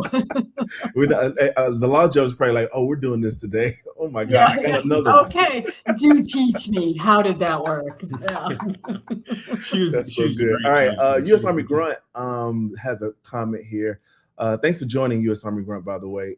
He is one of our regulars on all of the channels, real big supporter. He says, VSOs are just as bad in some areas. They don't want to help with terror claims. I hear words from them. And terror, by the way, guys, is toxic risk, toxic exposure risk assessment claims. I hear words from them that I would lose the case. I filed on my own, and I'm still in step 3 waiting on a dose letter. Okay. Any words to say on that specific issue, you guys? So, one of the things, and I'm not sure if this is in one of the upcoming myths, but there is an M21 manual provision for herbicide exposure related medical conditions. And of course, there is a list of the presumptive medical conditions VA presumes is related. There is also a M21-1 provision of the list of specific medical conditions VA does not agree there's no association is what the words are to that medical condition and herbicide exposure. That has not been properly updated according to current science. And so, but unfortunately, there's a lot of VSOs and still, and raters are bound by the M21. I got no problem with that. They got to do their job. But there's a lot of VSOs who have been trained and antiquated and never updated their own training. And if the veteran comes in with a medical condition that's not on that presumptive list, like liver cancer, colon cancer, pancreatic cancer, glioblastoma, brain cancer, the VSO will say, I can't file the claim for you because it's on the no association list. That is malpractice. Yeah, that's an error and a malpractice, and I think it is an error, and it's very sad. And to the U.S. Army Grunt's point, that's a terror claim. And you should pursue it. And if I'm a good VSO, I'm going to say, look, this is probably going to get denied by the regional office folks because of the no association provision. But we're going to keep fighting. We're going to keep fighting. Right. And this is a situation where the board shines. With these terror cases are challenging in that, you're asking, they'll get a terror medical, but they're required to get a terror medical opinion. But you're asking, an overworked C&P examiner to do a really detailed medical assessment, right? Because you have a particular terror, and it takes a lot of time and study to really relate a particular toxic exposure to a condition. And so what ends up happening is most terror medical opinions turn out negative. And it's because they just don't have the time to do it right. This is where the board shines, because if you get an independent medical opinion, the board's going to look at that independent medical, and they don't care and we'll get a little more into this as we move on. They don't care what the CMP examiner came up with. If Wow. they're going to balance that evidence. It doesn't matter. So Yeah. with this for U.S. Army grunt, if you don't get discouraged if your terror claim doesn't work out at the regional office level, the board, will often get those right. Very good. I love that. Okay, one more before we move on with our myths. Grumpy Sailor says, yes, that is the meat and bread of the rating decision, the explanation. I was just saying the CFR 38 is mentioned at the end. He is U.S. Navy retired, as am I. Thank you for your service, Grumpy.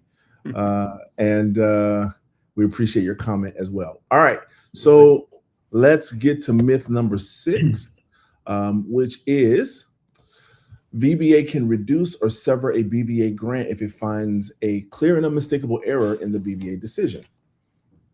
You answer this one. Okay.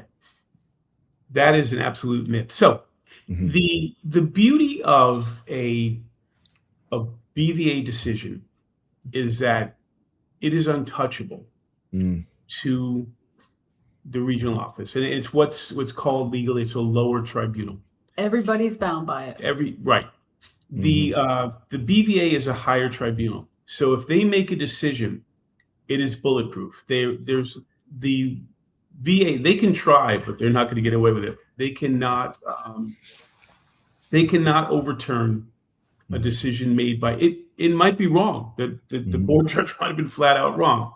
Yeah. But at the regional office level, they do not have any authority to overturn it. So, and this, in legal strategy, this becomes important as you're strategizing, because if you have a situation where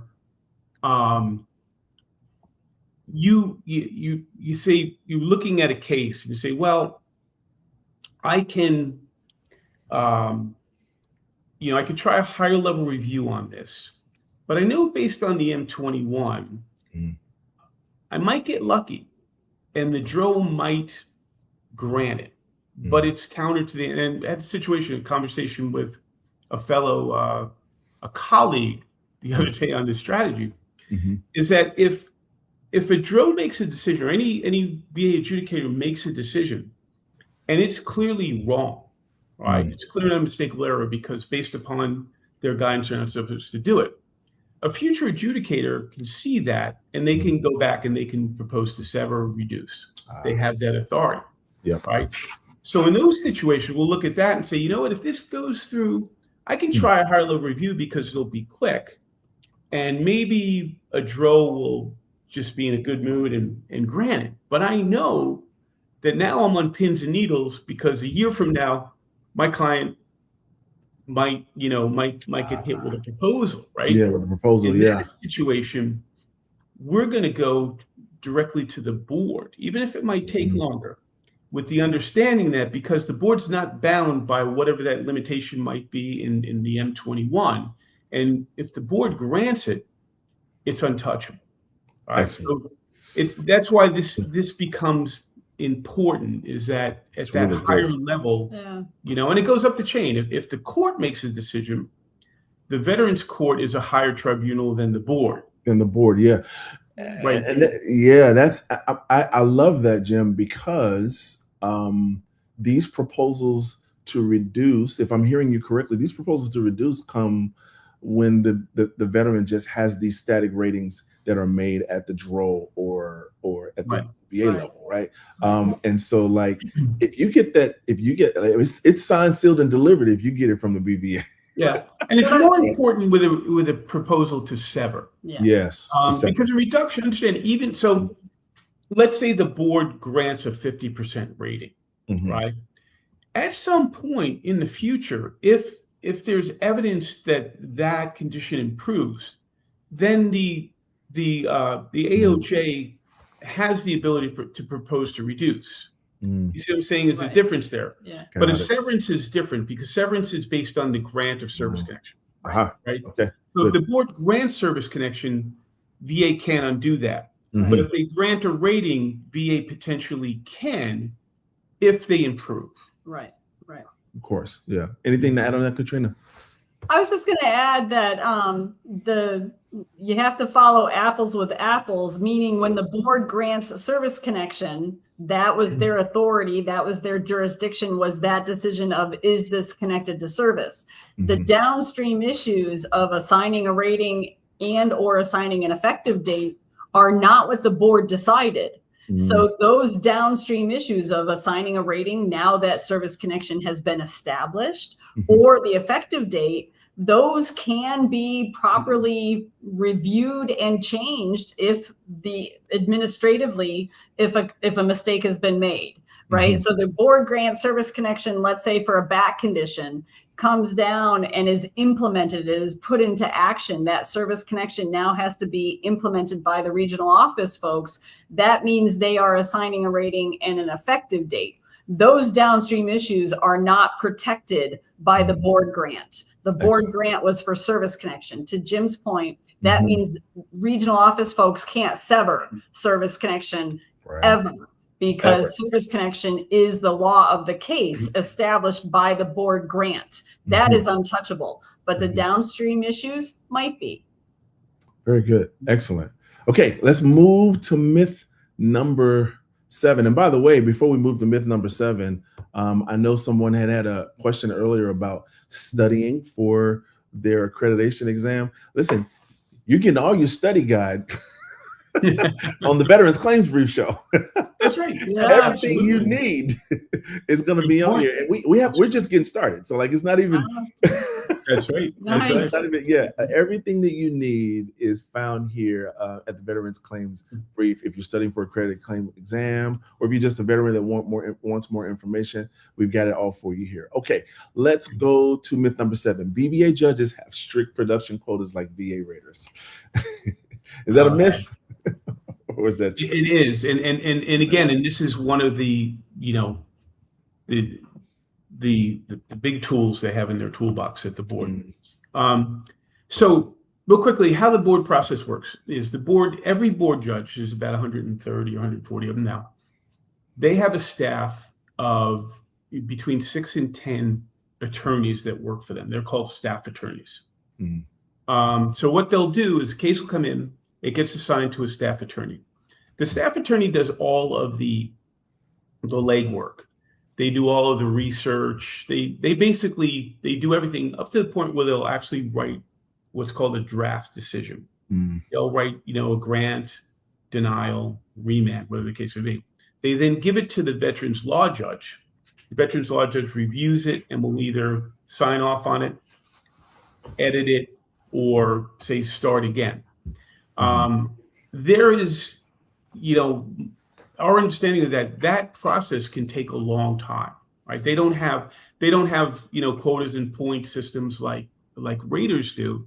So if it's a complicated case, it might be with the staff attorney for days or a week. It may go back and forth between the staff attorney and the veterans law judge. Say, yeah, no, you got to do something different, because they're not going to sign off on it until it's right. And this process can take a long time, which is good for veterans in that they're not rushing. They're not top sheeting. They're under no pressure. It takes as long as it takes. Right. There's no pressure to, I got to get out 4 claims a day. I got to get my points. And so that's. Jim, would you say that's a benefit for the veteran that it absolutely takes a little bit longer? Right. It's an absolute benefit because it's they have the time and you have at least 2 sets of eyes. You have 2 attorneys, licensed attorneys at a minimum looking at your case, and they're interacting. They're going back and forth between the staff attorney and the veterans law judge, and they're looking at this case and they're pulling it apart and they're making sure it's perfect, and the clock isn't running. It doesn't, they don't have, oh my God, I got to get this out today because I need my points. It doesn't work that way. So that's a huge. Thank God it doesn't work that way. Yeah, that's a huge benefit to veterans, is that you got lawyers looking at this and they're not on the clock. They're going to take as long as it takes to get it, hopefully get it right. Excellent. Very good. Okay. Moving right along. We're almost done with our myths, you guys. We are on myth number 8. And myth number 8 is an HLR informal conference saves more time than a BVA hearing. That's interesting. I find that very interesting. So, yeah. So, and did you want to? Well, I mean, we both, yeah. So, because I know y'all don't do informal conferences all that often. I think the last informal conference we did was 2 years ago. And the only reason I did it was because the evidence was in the file and the veteran had a metastatic cancer and I wanted to hear the DRO say, yes, I see the evidence. Otherwise, again, they're not going to want to, I'm okay with them assuming I'm coming in both guns blazing, ready to argue. And nobody wants, trust me, ask Jim, nobody wants to argue with me. They don't want that smoke, Katrina. No, I'm not backing down. But she's always right. I wouldn't, I'm not always right, but I'm not going to put my ass on the line if I'm wrong. I hear that. I know when I'm wrong and I'll fix it and I'll come back later. So an informal conference, I don't understand how that myth, and it's out there, got started because VA is required to try to make 2 attempts to reach the person who's asked for an informal conference. God forbid you be in the bathroom, walking the dog, in a different time zone, whatever. But if you miss those calls, you're SOL, right? Yeah, you're done. So that's not so then you're really frustrated. And so the other part for me as an attorney, there's no transcript of the informal conference. So it literally becomes a he said, she said. And the veteran's left going, wait, but what about everything I just argued to the DRO? Where is that in the decision? Where is that in the file? It doesn't exist. It evaporated, right? So those 2 points alone frustrate me and keep us from regularly doing informal conferences. Wow. There's just no point. And very respectfully, whatever you want to argue to a person is far more better articulated on paper and serves your client better. I agree with because that. your client gets to see what you're saying and gets to study it, and it's in the record forever. Very so good. if you can't say it on paper, you need to practice. I don't know. There's ChatGPT now for everybody, but yeah. How would you? Listen. So okay, to answer ahead, the question directly, an HLR informal conference certainly takes less time. Yes. Than a BVA hearing. If you can get one scheduled, yes. But beyond that, does that mean that they're the same thing? So I can just do an informal conference and it takes a couple of months rather than wait years for BVA. Yeah, but the thing is the informal conference going to get you where you need to go? You need to kind of separate those out. Strategy. It's all about strategy. Yes. And importantly, and this is a little known part of the AMA, the Appeals Modernization Act, mostly because VA they don't advertise it. They don't really want people to know because it's very time consuming. But you can also do a hearing on a supplemental claim. Predetermination hearing. Predetermination hearing, yes. It's not on the form. It used to be in legacy. You could do a hearing with a DRO and you check the box on the form. Now you have to know about it, right? So it's not done that often. But so you can do, if you have a situation, and this is something with VSOs encounter all the time. They reach out and they say, you know what? You convinced us that you don't usually have to do a hearing for BVA. We only do them in less than 5% of our cases. We do hearings, believe it. Yeah. But I've got this veteran in front of me and they are demanding a hearing. And I'm telling them, you don't want to do a hearing because you don't want, I don't care. I want to say what I want to say. Okay. And that's their right. It's absolutely any veteran's right to get in front of an adjudicator and talk about. We encourage them not to yell at them. It doesn't go very well. But so, and as an opportunity for that, and this is what we tell VSOs is if we're not in the same situation. We get to pick and choose who our clients are. If we have a client that doesn't agree with our strategy, we respectfully part ways. Like we're not the firm for you.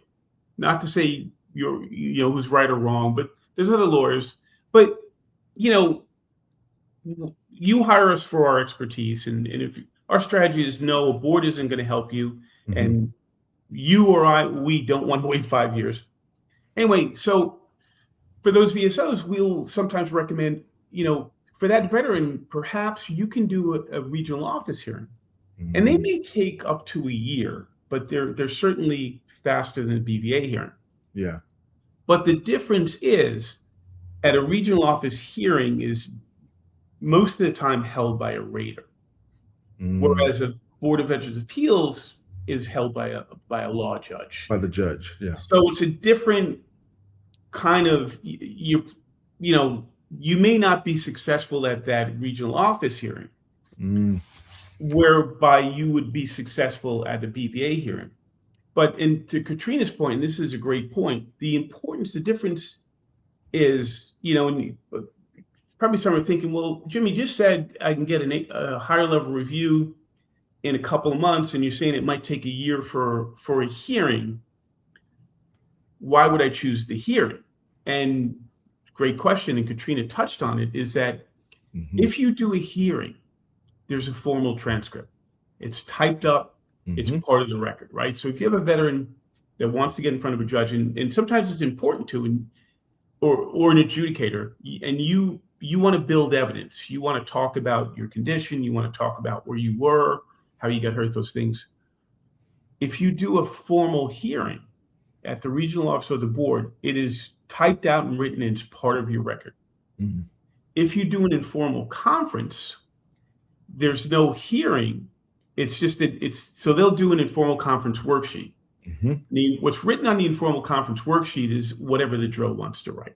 Yeah. So you might go into a whole great argument, discussion, the whole thing, and the drill may or may not transcribe that properly, right? Yeah. You don't have that as evidence in your file, but in a hearing, you do, because every word spoken by you, by the has judge, to be recorded by the court reporter, right? Right, and that goes in. So now you have a situation where, so you're building your record at the regional office.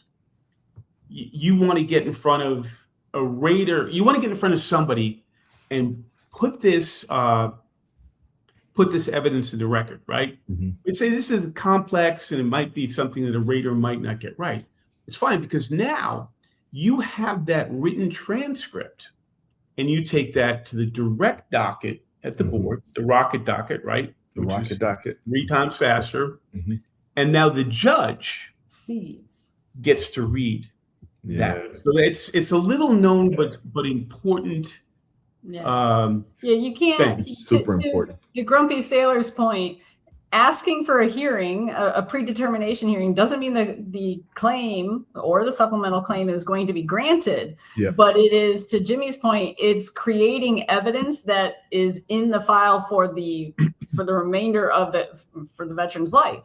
And so you can always point back to it, and then you don't have to wait 3-4 years for a hearing at the board and accomplish the same evidence creation with that transcript. Yeah. So the idea, I love this, because the idea is, how are you defining saving more time?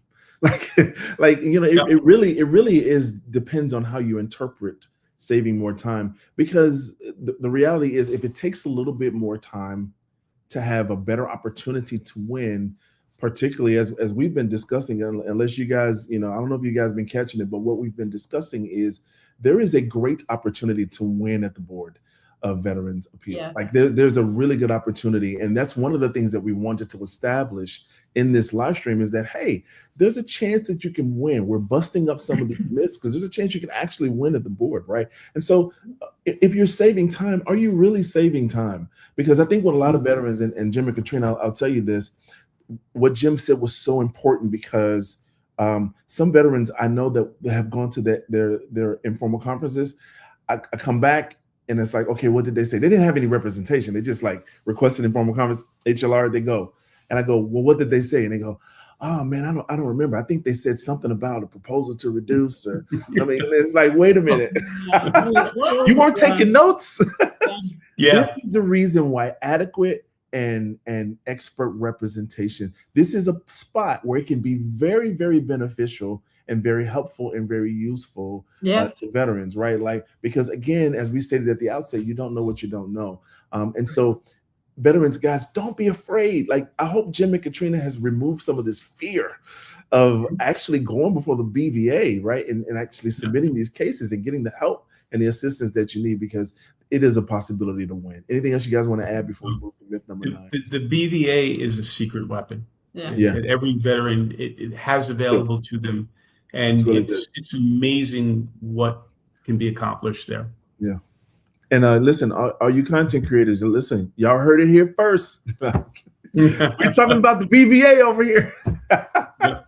Y'all heard it here first. Now, pass it along to all of pass this live stream or the information that we're talking about. And again, guys, we're going to go much deeper on specific cases and all of those things, but pass it along to other veterans who might be afraid to submit a BVA. Maybe there's veterans who have submitted tons of supplemental claims and HLRs and they just don't know where to go from here.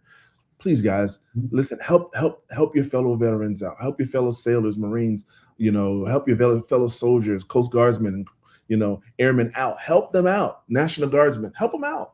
Let them know that there is actually hope and to not give up. We always say that, Jim, never, ever give up. Never give up.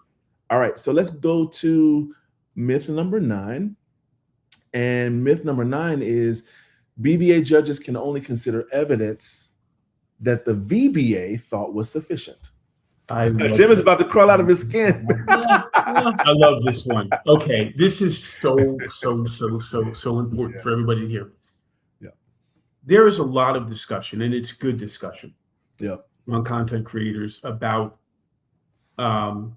independent medical evidence, private DBQs, private. We're getting into deep waters now, Jim. I love it. Right. Okay, and it's good. It's good conversation, but the way it works at the regional office is that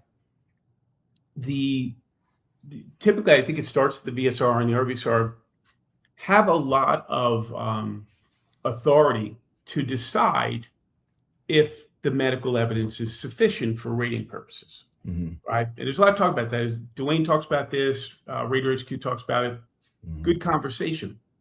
They get to decide, okay, this evidence, this private DBQ or this private nexus letter is insufficient for rating purposes, right? So they're basically going to ignore it, right? Yeah. And now in understand if there's a situation where there's fraud or there's red flags of fraud, that's one thing.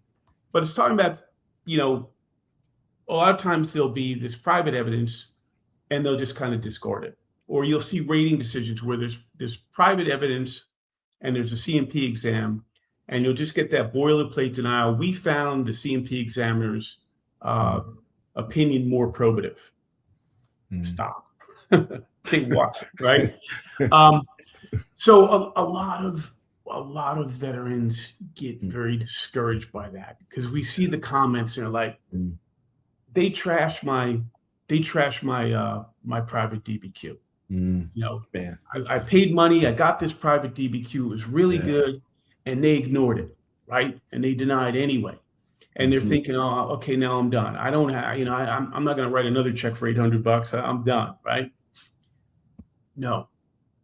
At the board, they don't care what anybody at the regional office decides about your evidence. Wow.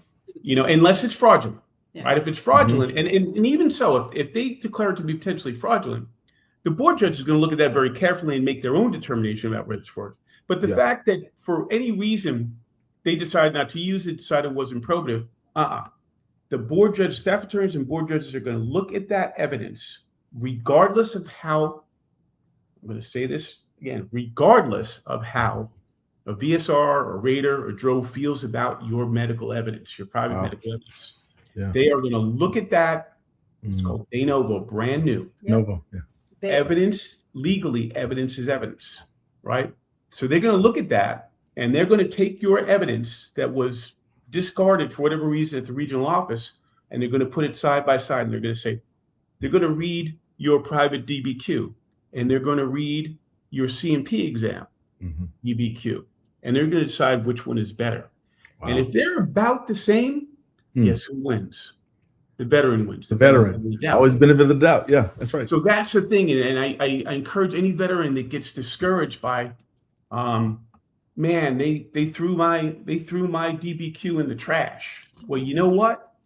The board judge, the staff attorney is going to reach it in that barrel and they're going to pull it back up and say, now let's dance. Yeah. This is evidence. This is legal evidence, and we are going to consider it. Yeah. Very, very, very important. And the reason veterans, the reason veterans can know that what Jimmy is saying is fact and true is because board judges are bound by favorable findings in a rating decision in the narrative, but they're not bound by the list of evidence in the evidence section. They're not bound by the analysis or the narrative rationale given by an RVSR. They are bound by the favorable findings in the rating decision. That's by law. That's by regulation. Yep. So to Jimmy's point, all the other evidence that's not just medical evidence. That's lay evidence, personal statements in support of claim, spouses' statements, co-workers, all of it by law.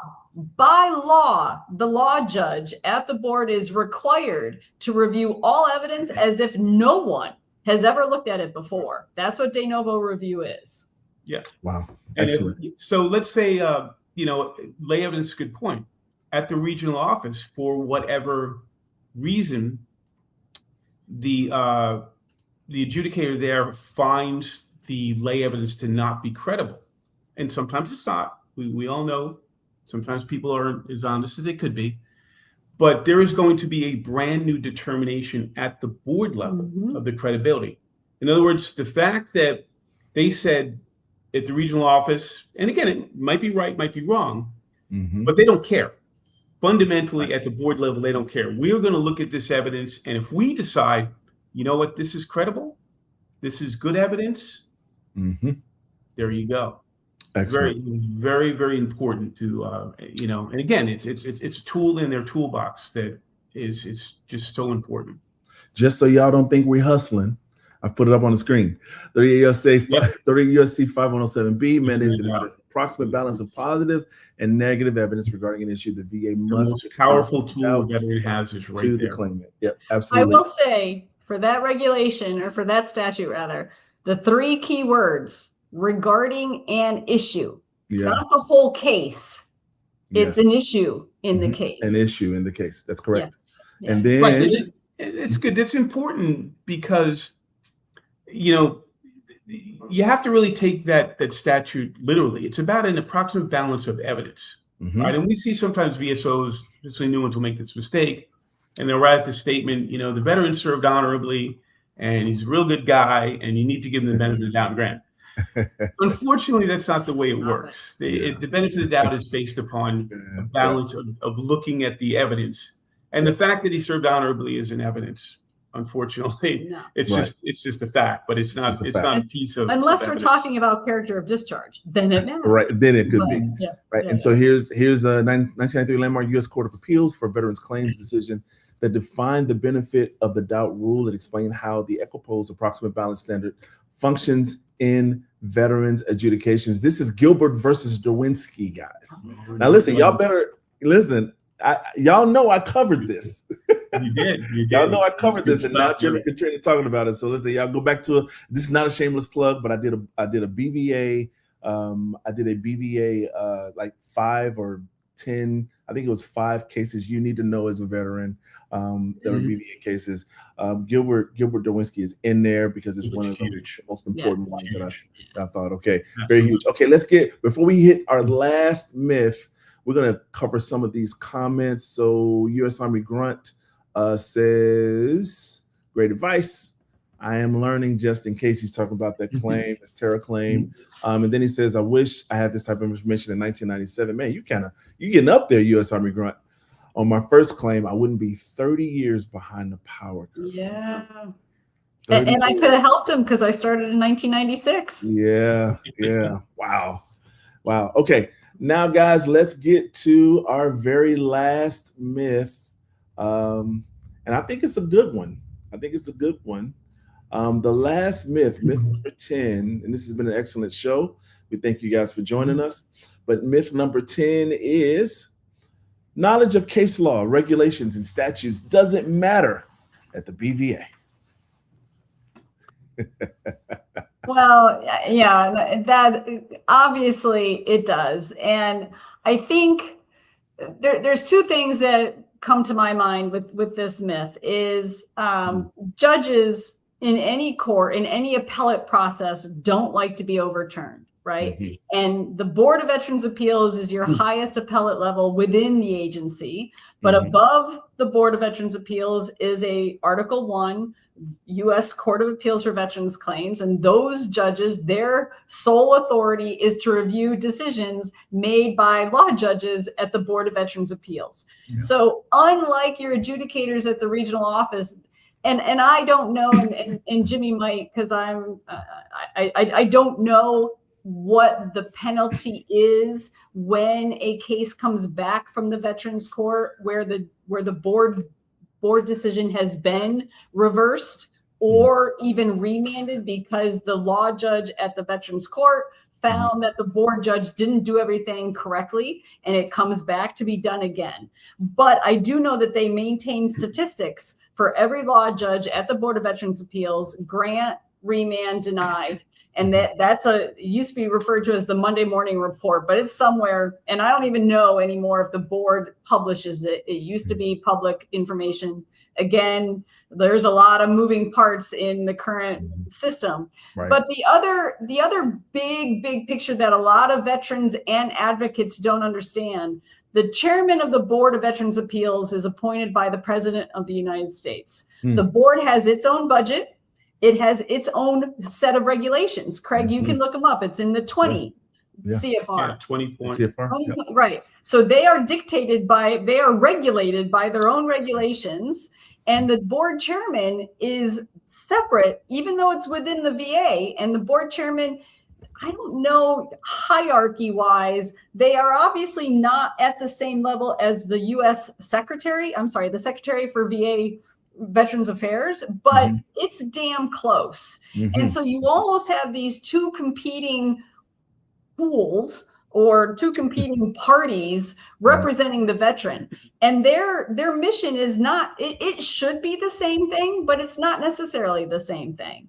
And so there used to be this push where the regional office folks just get it over the wall into the board's bucket of appeals, because when veterans are complaining a lot, Congress will haul up either the chairman of the board or the U.S. Secretary or the Undersecretary for VBA, the Veterans Benefits Administration, and say, explain yourself. And they're usually doing this on Capitol Hill. They're pointing at each other. This isn't my fault. They did it. It's not my fault. They did it. And they're just, and sometimes they're right, sometimes they're wrong. But at the end of the day, they're not all on the same team. They're not. They have different budgets. They have different missions. They have different goals. They have different quotas. The U.S. Secretary right now is very proud of bringing down the backlog. So we're making decisions faster than ever. You're not hearing that. First of all, there isn't even a board chairman right now. It's an empty, it's a headless agent. It's a headless board.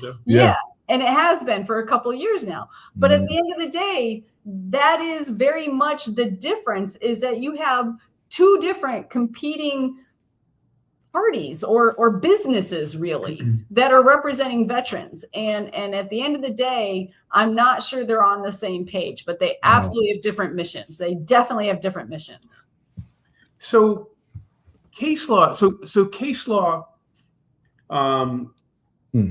regulations have some value beyond the M21. And statutes are the laws written by Congress. Regulations are then VA, the agency, takes those regulations and takes those statutes, the law, and implements it. In other words, it's the implementation of those statutes, the procedures and so on.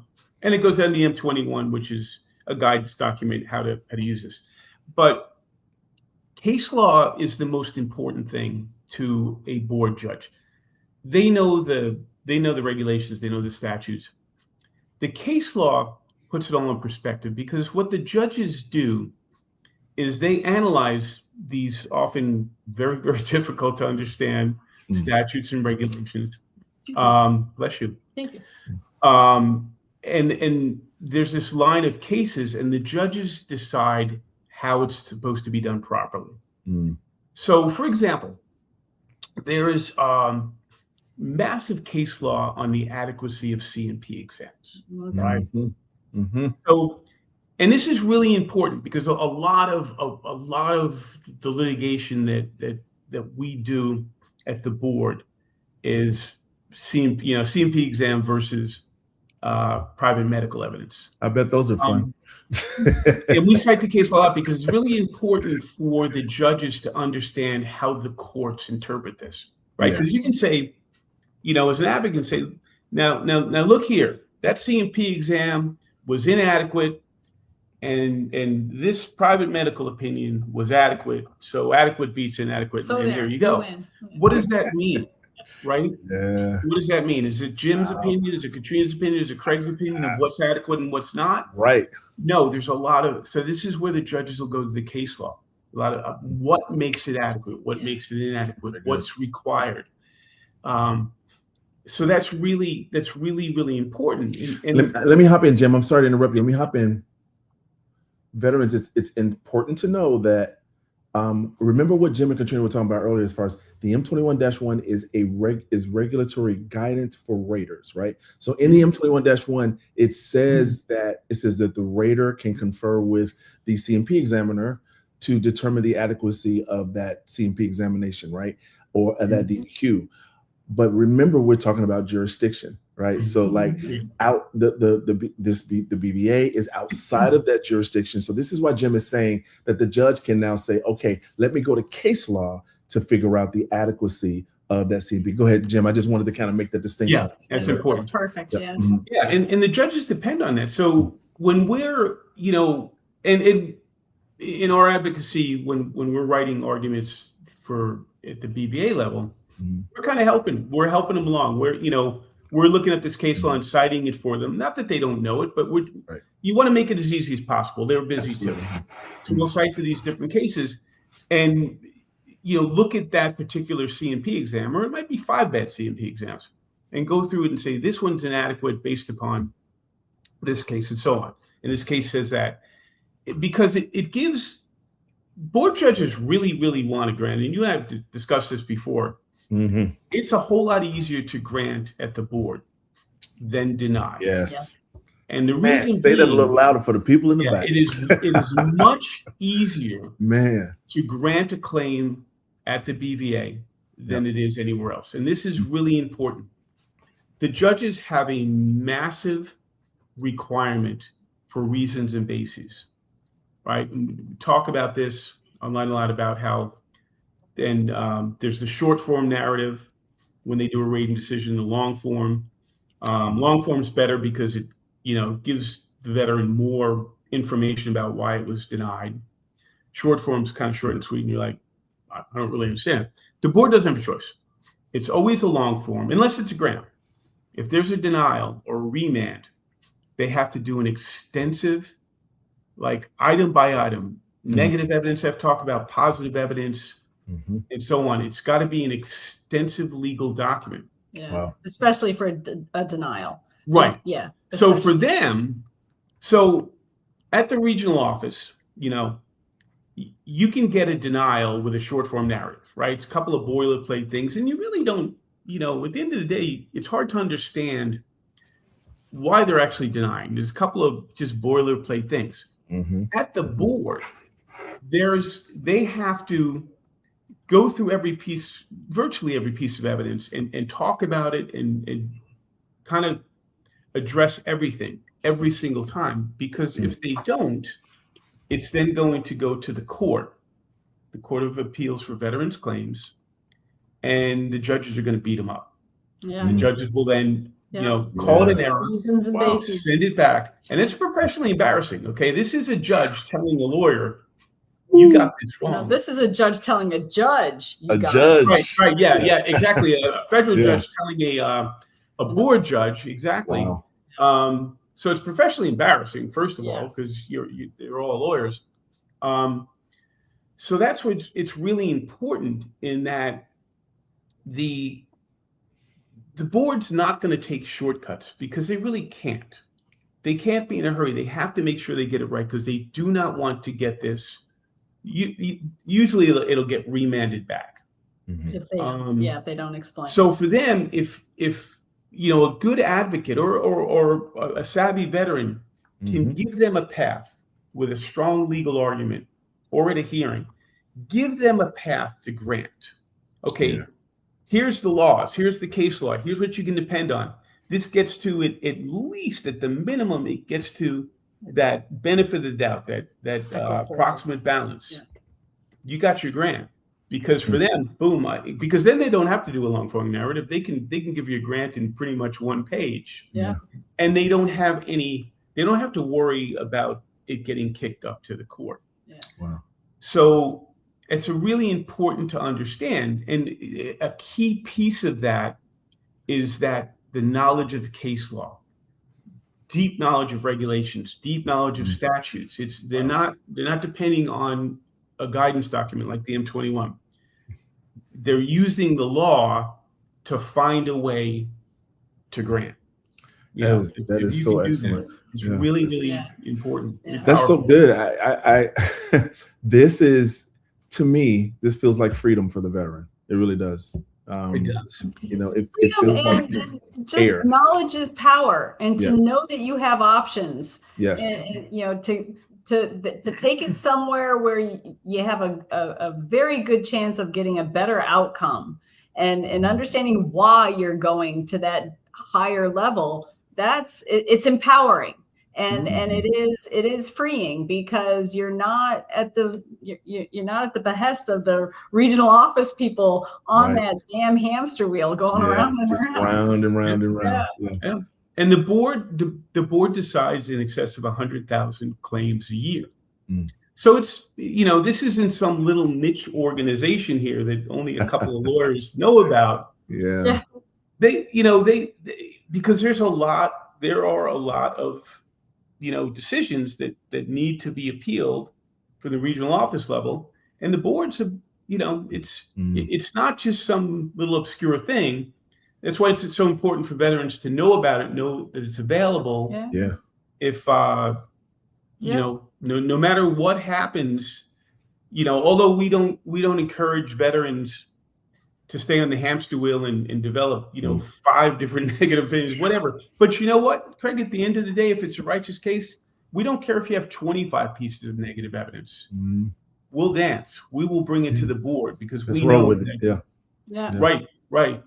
There's no limit to, oh man, you just destroyed your claim because you got too many bad C&P exams. Yeah. If we have good enough medical evidence, private medical evidence on the other side, we'll put that up against any number and win. Excellent. Yeah. Rader was just talking on one of his previous lives about, I think the VA, and Grumpy, you can hop in on this if you want.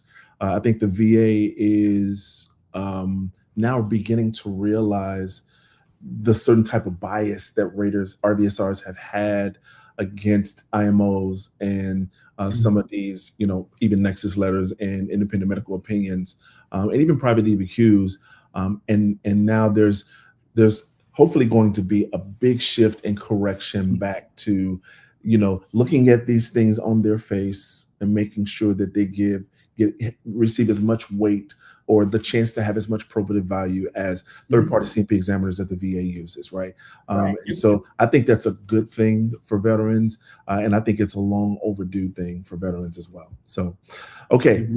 Couple more comments before we get out of here. Greg Honig, thanks for joining us.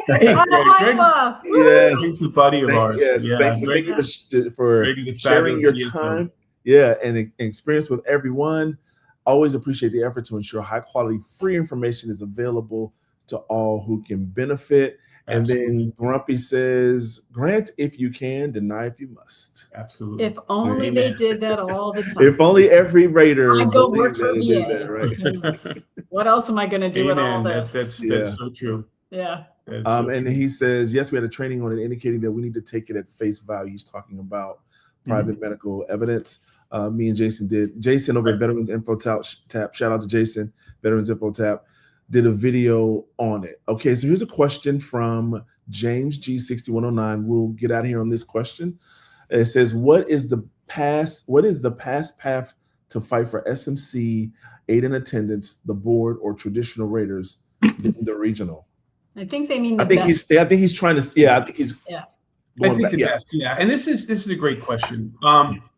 The very, very, very many of our A&A claims and those of our colleagues go to the board. And the reason being is that there's some interesting information in the M21. For example, in the M21, it says generally, in order to qualify for aid and attendance, you need to have a single service-connected condition rated at 100%. Okay?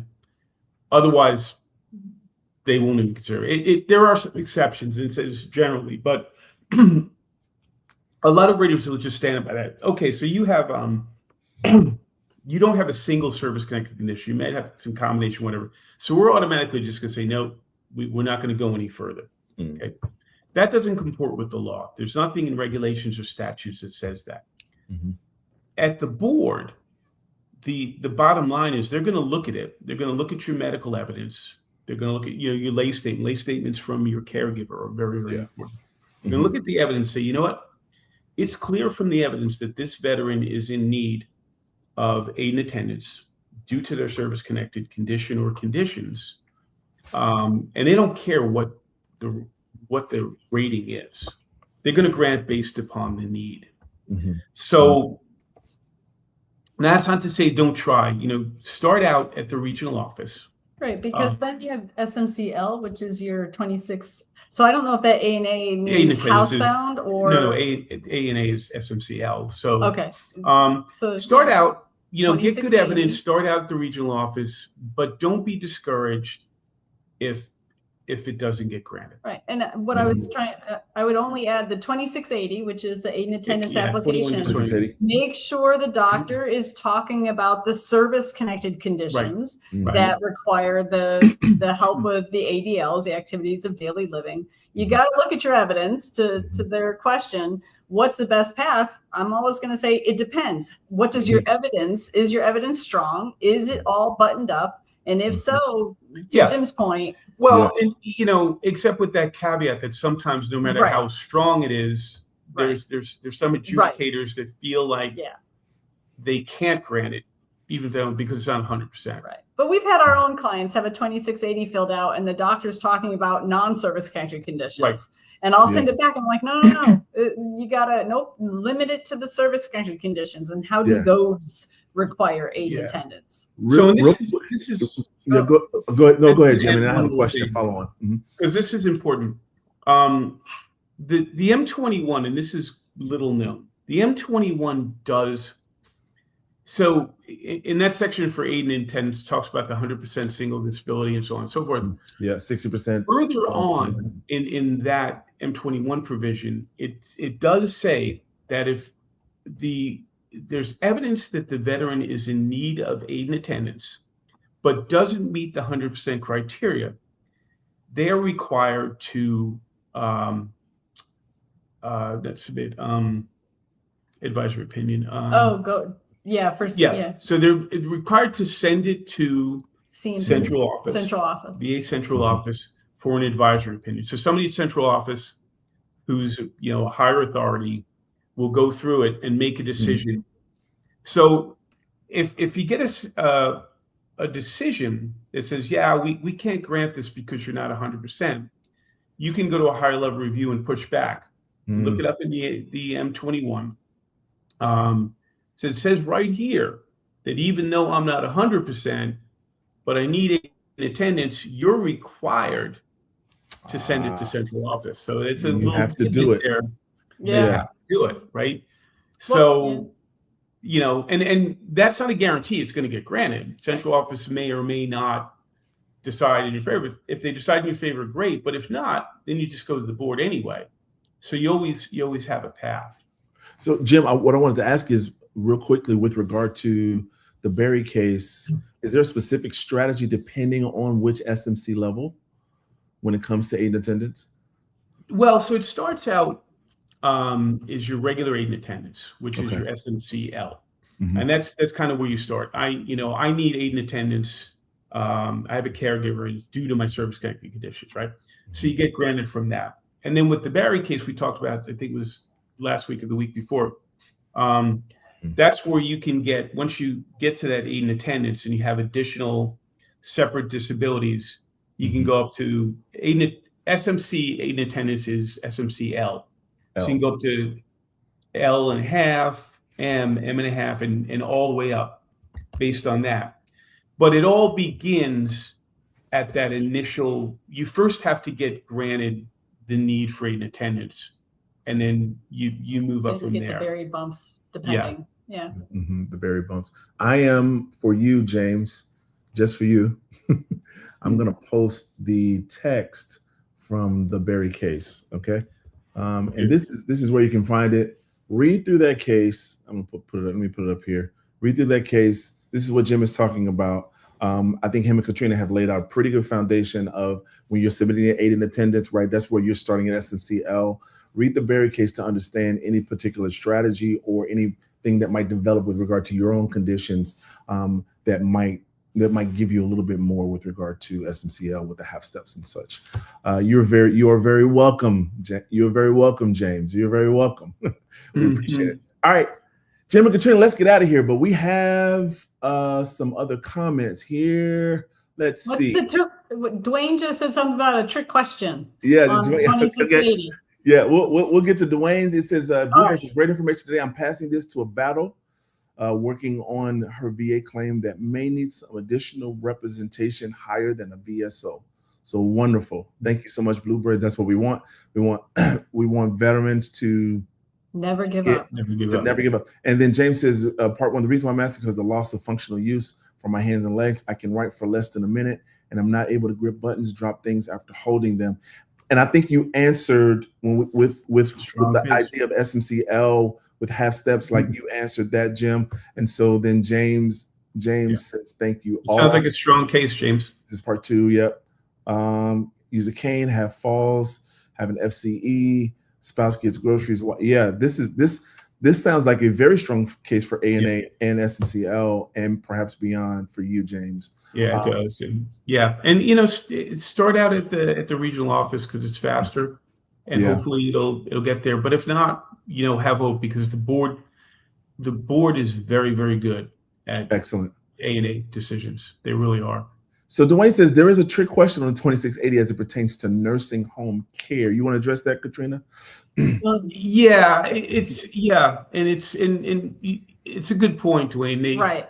They talk about, are you in a nursing or something to that effect? Yeah, I'll put it up real quick. Go ahead, Jim. And I agree with Dwayne. It's kind of ambiguous because typically a veteran's going to check off, or the veteran's doctor is going to check off no, because they're at home and their spouse taking care of whatever the case may be.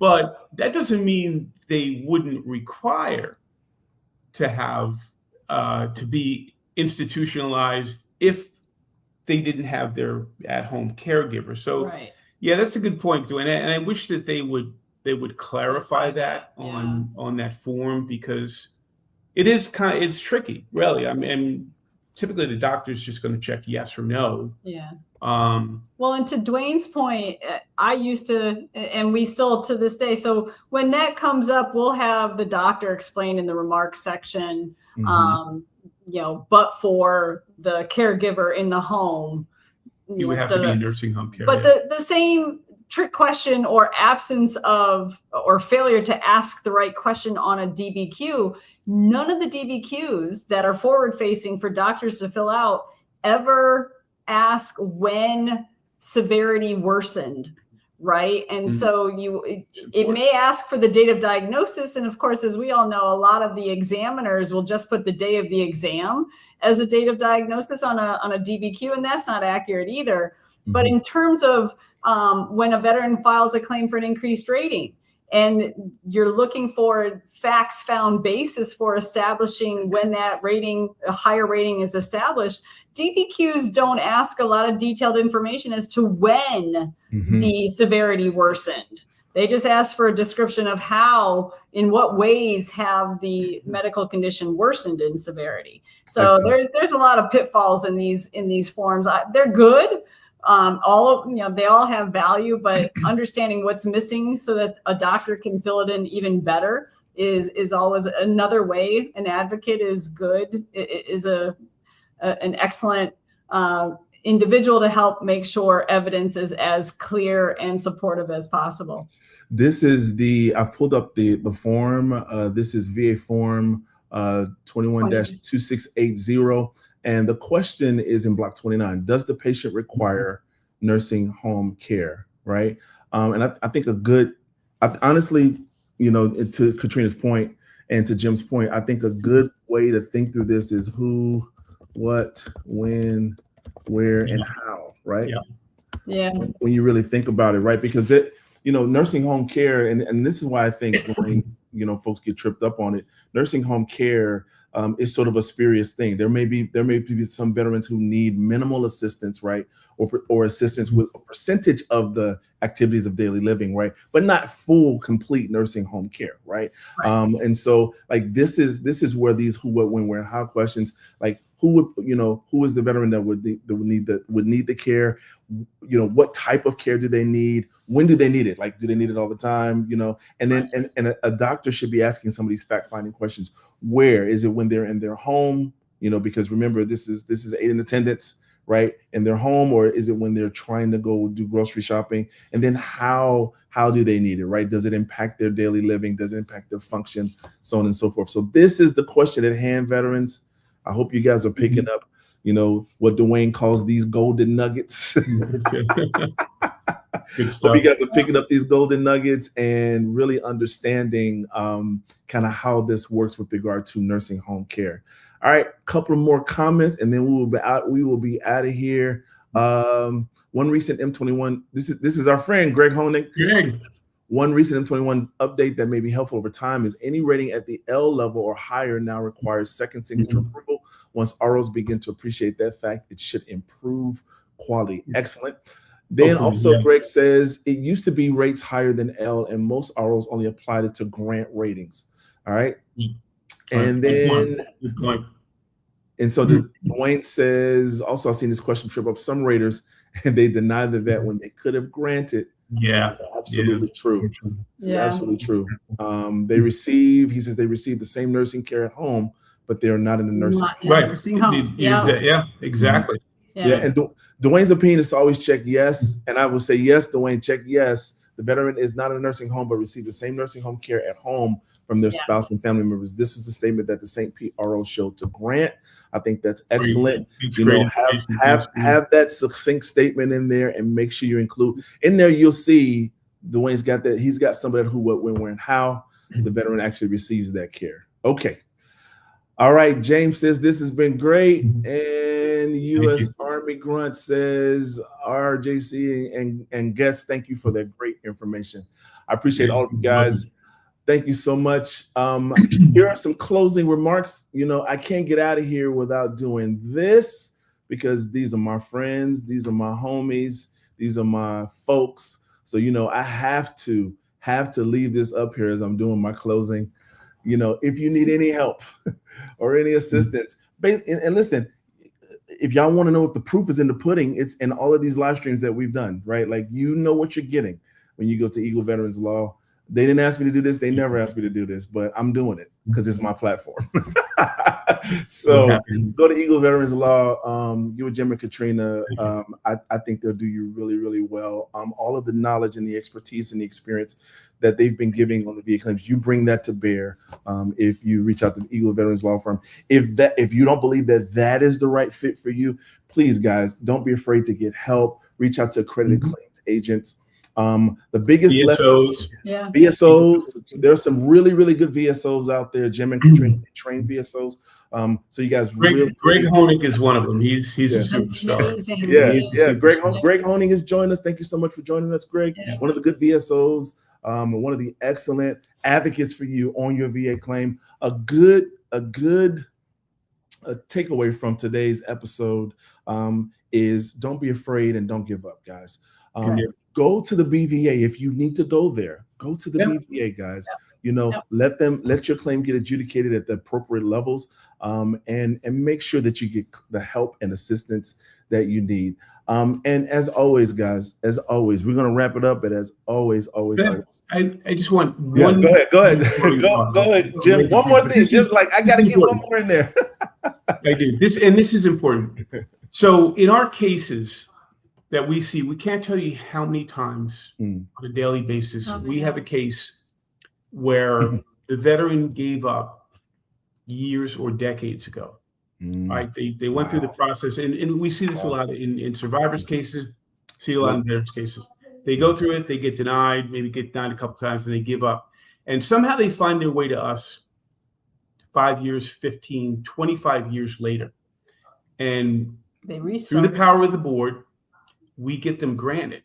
And it's heartbreaking, because had they found their way to not just us, or found their way to an advocate that was comfortable at the board 25 years ago, they would have been receiving, because nothing's different today. The board's been around since 1945. There's nothing different today. If someone would have advocated for them at the board 25 years ago, they would have started receiving their. So please don't let that be you. Excellent. Please, guys. Don't give up. Don't give up. Have a year to appeal. Don't give up and lose all those years or decades, because it's just heartbreaking. It's just not. You don't deserve that. Right. And that's all. Katrina, my sister, any final words before we get out of here? What this guy just said, it's heartbreaking. And when we get on the phone with him every time, we say, why'd you let it go? So-and-so told me I had no chance. And it's hard. Craig, you know this. This is your career, is validation, vindication, having the very government you served agree that what you have, what you're dealing with every day is due to what your sacrifices in military service did. And to have to wait 30 years or something like that for that vindication validation is heartbreaking, because you're right, but to have everybody tell you you're wrong until it just, so please don't give up. That's the message for sure. Excellent. Guys, don't give up. Continue to fight for what you know you deserve, and for the injuries that you sustain, and for the VA compensation that you need, and for the wholeness that you deserve. And always, as always, live royally and live well. Thank you guys for joining us. It's been great today on this live stream, and I will see you guys on the next video. Have a good one. Thank you. Enjoy your weekend.